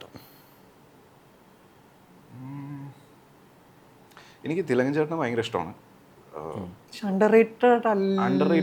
In the sense മലയാളത്തിൽ അണ്ടർ റേറ്റഡ് അല്ല, പക്ഷേ I think he's one of the best ഞാൻ കണ്ടിട്ടുള്ളതിൽ വെച്ചിട്ട്. മുരളി ചേട്ടൻ, ലൈക്ക് പുള്ളിയൊക്കെ എനിക്ക് തോന്നുന്നു where they could have been ആ ഒരു ലെവൽ റീച്ച് ചെയ്തില്ല എന്ന് എനിക്ക് തോന്നുന്നുണ്ട്. സ്വയം as an actor underrated ആണെന്ന് തോന്നിയിട്ടുണ്ടോ? സാമോഹൻ ആക്ടർ അണ്ടർ റേറ്റഡ് ആണെന്ന് ഇല്ല തോന്നിയിട്ടില്ല. ഓവർ റേറ്റഡ് ഒന്നുമല്ല. ഞാൻ സത്യമായിട്ട് ലോക്കല അപ്രീസിയേഷൻ കണ്ടപ്പോൾ എനിക്ക് പേഴ്സണലി ഫീൽ ചെയ്തത് അങ്ങനെയാണ്. അത് പക്ഷെ നമുക്ക് രോമാഞ്ചല്ലേ, പെട്ടെന്ന് കത്തനാരിന്റെ ഇതിലോട്ടൊക്കെ വെച്ച് ഇങ്ങനെ ഫോക്കസ് പോകുന്നു, അപ്പൊ നമ്മളിങ്ങനെ അറിയുന്നു. അല്ല, ഓഡിയൻസിന്റെ ഒരു ഇത് കിട്ടുമ്പോൾ നമ്മളത് ഗ്രേസ്ഫുൾ ആയിട്ട് ആക്സെപ്റ്റ് ചെയ്യുക, ഗ്രേറ്റ്ഫുൾ ആയിരിക്കുക, അത്രേ ഉള്ളൂ. പക്ഷെ ഈ പറഞ്ഞ പോലെ പേഴ്സണലായിട്ട് നമ്മൾ ചിന്തിക്കുമ്പോൾ ഞാനിപ്പോൾ എന്താ ചെയ്തത് എന്നുള്ളൊരു തോന്നൽ വന്ന ഒരു സാധനമായിരിക്കും. ഫിഫ വേൾഡ് കപ്പ് ആര് തൂക്കും? അർജന്റീന ഫാനാണ്. ഓ, അർജന്റീന ഫാനാണ്. അപ്പം മെസ്സി തൂക്കും എന്നാണ് ഇവിടെ പറഞ്ഞിരിക്കുന്നത്. ഇതിന് ഞാൻ കണ്ടന്റ് ആക്കി മാറ്റും കേട്ടോ, കുറച്ചൊരു ആവേശത്തോടെ പറയുന്നു. അല്ല, എനിക്കിപ്പോ ആക്ച്വലി അർജന്റീന ജയിച്ചില്ലെങ്കിലും വലിയ പ്രശ്നമില്ല. കഴിഞ്ഞ തവണത്തെ വേൾഡ് കപ്പില് ആഗ്രഹം സബലമായി. എന്തായാലും എനിക്ക് വലിയ പ്രശ്നം കുഴപ്പമില്ല. അപ്പൊ നല്ല കട്ട ഫുട്ബോൾ ഫാൻ ആണ്? അല്ല, കട്ട ഫുട്ബോൾ ഫാൻ. ഞാൻ വേൾഡ് കപ്പ് മാത്രമേ കാണൂ, മറ്റേ ലീഗ് ഒന്നും കാണത്തില്ല. എനിക്ക് അറിയത്തില്ല. എനിക്കും അറിയില്ല. ഞാൻ അർജന്റീനയുടെ ഒരു കൽ പോലും കണ്ടിട്ടില്ല ഇതുവരെ. Okay, movie that made U emotional? ഏറ്റവും ലാസ്റ്റ് ആയിട്ട് ഇമോഷണൽ ആക്കിയ മൂവി? അങ്ങനെ ചോദിച്ചാൽ പെട്ടെന്ന് ഓർമ്മ വരുന്നില്ല. ഞാൻ ഭയങ്കര ഇത് കുറച്ച് കോൺട്രവേഴ്ഷ്യൽ ഒപ്പീനിയൻ ആയിരിക്കും. ഇപ്പം മറ്റേ പ്രദീപ് രംഗനാഥൻ്റെ ഒരു പടം ഉണ്ടായിരുന്നു, ഡൂഡാന്ന് തോന്നുന്നു. ഡൂഡ് കണ്ടിട്ട് ഇമോഷണൽ ആയോ? ഇപ്പം ലേറ്റസ്റ്റ് ഇറങ്ങിയതല്ല, അതിന് തൊട്ട് മുമ്പത്തെ ഒരു പടമുണ്ട്. പുള്ളി ഒരു കള്ള സർട്ടിഫിക്കറ്റ് ഒക്കെ ഉണ്ടാക്കിയിട്ട്, അത് എഞ്ചിനീയറിംഗ് കോളേജിൽ പഠിച്ചിട്ട് കള്ള സർട്ടിഫിക്കറ്റ് ഉണ്ടാക്കിയിട്ട് എനിക്ക് സിനിമ മനസ്സിലായി. ഡ്രാഗൺ. ഇമോഷണലായി. അത് കണ്ടിട്ട് ഒരിക്കലും ഇമോഷണൽ ആവാൻ പാടില്ലാത്തതാണ്. പക്ഷേ ആ സിനിമ ഞാനത് കണ്ടിരുന്നു, എന്താണ് പുള്ളിയുടെ ഇത് ഇങ്ങനെ കണ്ടിരുന്നു പോയി. അതിൽ അവന്റെ ഒരു അച്ഛൻ്റെ അമ്മയുടെ ഒക്കെ ഒരു സീക്വൻസ് ഉണ്ട്. അതിൽ അച്ഛനായിട്ട് അഭിനയിച്ച ഒരു പുള്ളിയുണ്ട്, കൈദിയിലൊക്കെ ഉള്ള ഒരു പുള്ളിയാണ്. പുള്ളിയുടെ ഒരു സീക്വൻസ് കണ്ടപ്പോൾ ഞാൻ ഇമോഷണൽ. അപ്പൊ ഞാൻ തന്നെ ഇങ്ങനെ ചിന്തിക്കുകയാണ്, ഞാൻ എന്തിനാണ് ഇവിടെ ഇമോഷണൽ ആവുന്നത്? ഇവിടെ ഇമോഷണൽ ആവാൻ കുറച്ച് പാടാണോ? കുറച്ച് പാടാണ്. പക്ഷെ അത് കണ്ടപ്പോൾ എന്തോ എനിക്ക് തോന്നുന്നു ഒരു പക്ഷേ എന്താ പറയുക, ഒരു എഞ്ചിനീയറിംഗ് ഗ്രാജുവേറ്റ് ആ ഒരു അങ്ങനത്തെ ഒരു കണക്ഷൻ ആയിരിക്കാം ചിലപ്പോൾ. അല്ലെങ്കിൽ പ്രദീപ് രംഗനാഥന്റെ സിനിമ കണ്ട് ഇമോഷണൽ ആവേണ്ട ഒരു ആവശ്യമില്ല. പക്ഷെ ഇതാണ് എനിക്ക് പെട്ടെന്ന് ഓർമ്മ വരുന്നത്, പറഞ്ഞതേ ഉള്ളൂ. റാപ്പിഡ് ഫയർ തീർന്നു തോന്നുന്നു. റാപ്പിഡ് ഫയർ കഴിഞ്ഞു. അടുത്ത ദിസ് ഓർ ദാറ്റ് ആണ്. 2 സിനിമകളുടെ പേര് പറയും, അതിൽ ചൂസ് ചെയ്യാം. ഓക്കെ.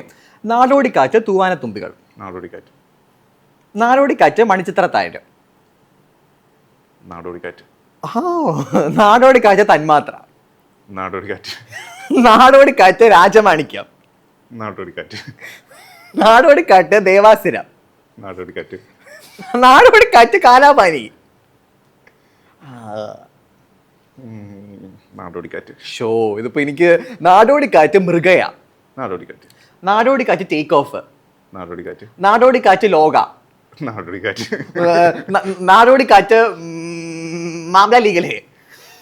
അത് സീരീസ് ആണോ? ഓ ശരിയാലോ. നാടോടിക്കാറ്റ്, തലവര. നാടോടിക്കാറ്റ് വിട്ടിന്റെ കളിയില്ല. നീ വേണേ കുറച്ച് രാജീവ് കുമ്പളങ്ങി നൈറ്റ്സ് ചോദിച്ചാൽ. നാടോടിക്കാറ്റ്, കുമ്പളങ്ങി. ഇതിപ്പോ എനിക്ക് ഇങ്ങോട്ട് ക്വസ്റ്റ്യൻ പറഞ്ഞാൽ ഞാൻ ചെയ്യിപ്പിക്കുന്ന പോലെയാണല്ലോ. കുമ്പളങ്ങി നൈറ്റ്സ് ഓർ മഹേഷിന്റെ പ്രതികാരം. Kumbalangi nights or Bheeshma Parvam. Kumbalangi nights or Eko. Eko നല്ല. ഏക്കോ. ഇതൊക്കെ കട്ട് ചെയ്യാം ഇവിടെ വേണമെങ്കിൽ.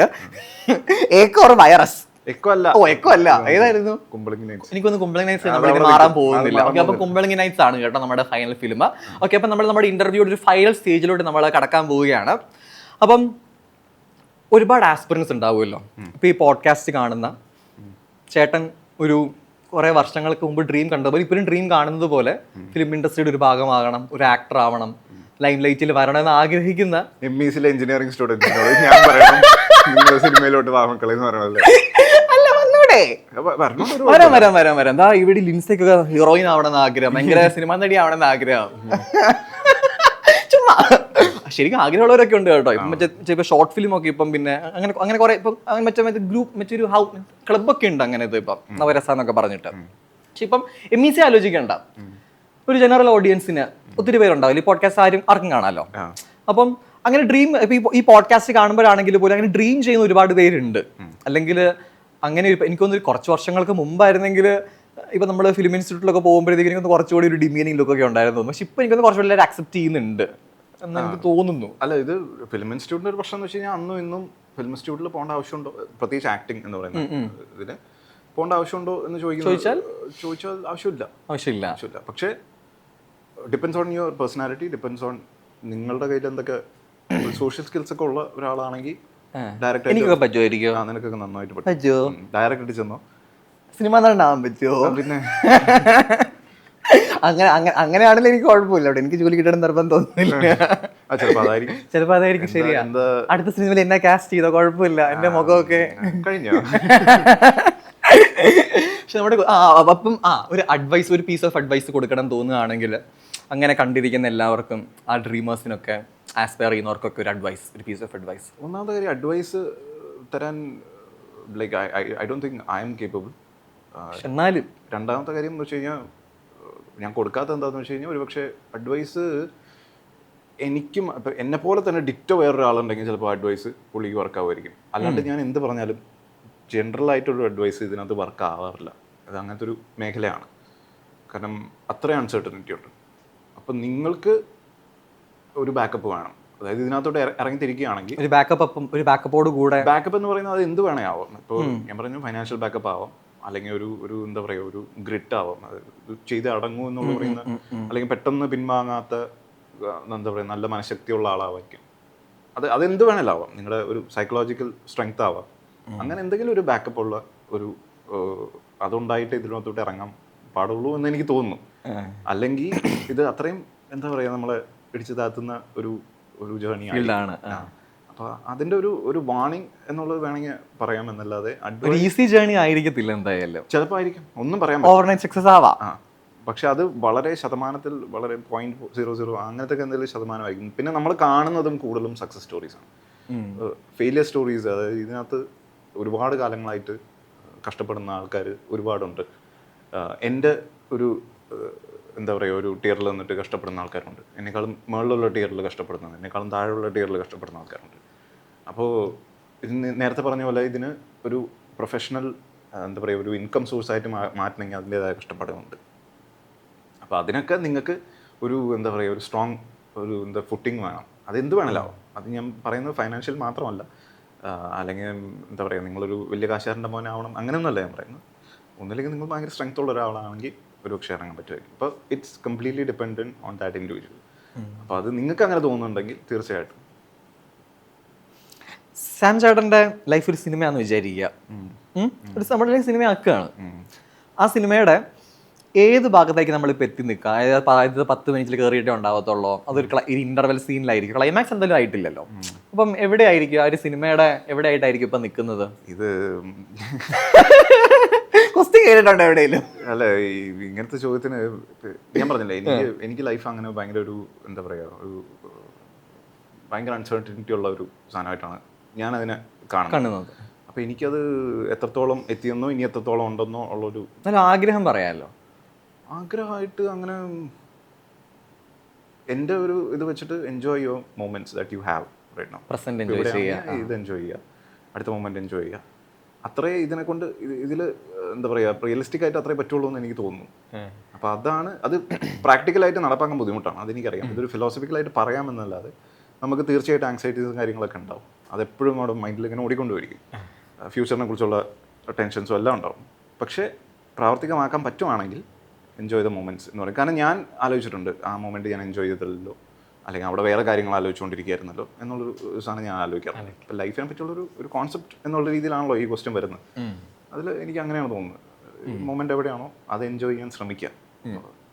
അപ്പോൾ സമയം 2:30 പോവാറായി. അപ്പം തിരക്കുകളൊക്കെ മാറ്റി വെച്ചിട്ട് നാളെ ബോംബെക്ക് പോകാനുള്ളതാണ്. പക്ഷെ എല്ലാ തിരക്കുകളും മാറ്റി വെച്ച് നമ്മൾ കഴിഞ്ഞ വർഷം തൊട്ടേ വിളിക്കുകയാണ്.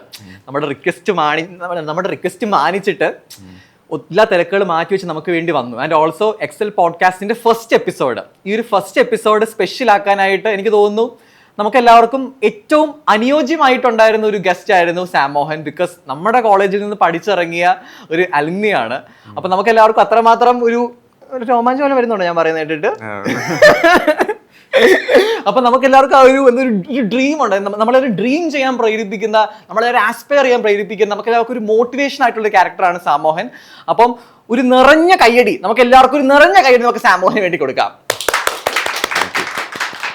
ഒരു ആവറേജ് എഞ്ചിനീയർ ആയ എന്നെ ഒരു ടെക് ഫെസ്റ്റിന്റെ പോഡ്കാസ്റ്റിന് വേണ്ടി വിളിച്ച നിങ്ങളുടെ ധൈര്യം ഞാൻ സമ്മതിക്കുന്നു. അത് ഒരു ക്വസ്റ്റ്യനും കൂടെ ചോദിച്ചോട്ടെ. കൺക്ലൂഷൻ വേണ്ടേ? ഓക്കെ, നമ്മുടെ കോളേജിന് ടെക്നിക്കൽ ഫെസ്റ്റിനെ കുറിച്ചിട്ടുണ്ടായിരുന്നു. എക്സലിനെ കുറിച്ച് നിങ്ങൾ ഓർമ്മകൾ പറയാമോ? വൈറലാവണം കേട്ടോ. അപ്പൊ എല്ലാവർക്കും നന്ദി, നമസ്കാരം. എന്നാലും ഒരു ഓർമ്മ പറഞ്ഞോ എക്സലിനെ കുറിച്ചിട്ട്? ഞങ്ങള് സ്പോൺസർഷിപ്പിന് പോയ ഒരു മാർക്കറ്റിംഗ് ഈ പറഞ്ഞ പോലെ അന്ന് ലുലു മാള് പണിയുന്നുള്ളൂ, അതിന്റെ അകത്തൊക്കെ കയറി സ്പോൺസർഷിപ്പ് ചോദിച്ചായിരുന്നു. എന്താണ് ചെയ്യേണ്ടതെന്ന് അറിയില്ലായിരുന്നു. അവിടെ കുറച്ച് അവിടുത്തെ വർക്കേഴ്സിനെ ഹാൻഡിൽ ചെയ്യുന്ന ഒരു ചേട്ടൻ മാത്രമേ ഉണ്ടായിരുന്നു. പുള്ളിനോട് പോയി ചോദിച്ചു, ചേട്ടാ സ്പോൺസർഷിപ്പ് ചെയ്യാൻ എങ്ങനെയാണ്, ചേട്ടൻ എന്താണ് പറ്റുമോ ഇല്ല എന്നുള്ളത്. പുള്ളി കൈമറത്തി. പിന്നെ ചിക്കിങ് അങ്ങനെ പറഞ്ഞിട്ട് അവിടെയൊക്കെ പോയിട്ടുണ്ട്. കുറെ മഴ കൊണ്ട് അതിനുവേണ്ടി സ്പോൺസർഷിപ്പിന് ആവുന്നുണ്ട്, ഒന്നും കിട്ടിയിട്ടില്ല. അപ്പോൾ ആ ഒരു ഓർമ്മയുണ്ട് എക്സൽ MECയെ പറ്റി. വേറെ ഞാൻ കൂടുതലും ആർട്സിന്റെ അപ്പോൾ നമ്മുടെ എക്സൽ പോഡ്കാസ്റ്റിന്റെ ഫസ്റ്റ് എപ്പിസോഡോട് വൈൻഡപ്പ് ചെയ്യാണ്. വൈൻഡപ്പ് ചെയ്യുന്നതിന് മുമ്പായിട്ട് ഈ തിരക്കുകളൊക്കെ മാറ്റി വെച്ച് വന്ന നമ്മുടെ ഗസ്റ്റിന് ഒരു ചെറിയൊരു ഗിഫ്റ്റ് കൊടുക്കണ്ടേ? ചെറിയ കുട്ടി ഫ്രെയിം. Thank you. അപ്പൊ വീണ്ടും അടുത്ത പോഡ്കാസ്റ്റ് നമുക്ക് വീണ്ടും സാമോഹൻ തന്നെ ഒരു തവണ നമുക്ക് എപ്പിസോഡിൽ നമുക്ക് വീണ്ടും വിളിക്കാം. നമ്മൾ പേർലിമാനൊക്കെ വിളിക്കുന്ന പോലെ നമുക്ക് വീണ്ടും ഗസ്റ്റ് ആയിട്ട് കൊണ്ടുവരാം. അപ്പം until we see next time, this is Adi signing off with സാമോഹൻ. Ta-ta. Thank you. ഇത് കൊള്ളാട്ടോ. Thank you. This episode is brought to you by our sponsor Global Overseas and our gifting partner, Capo.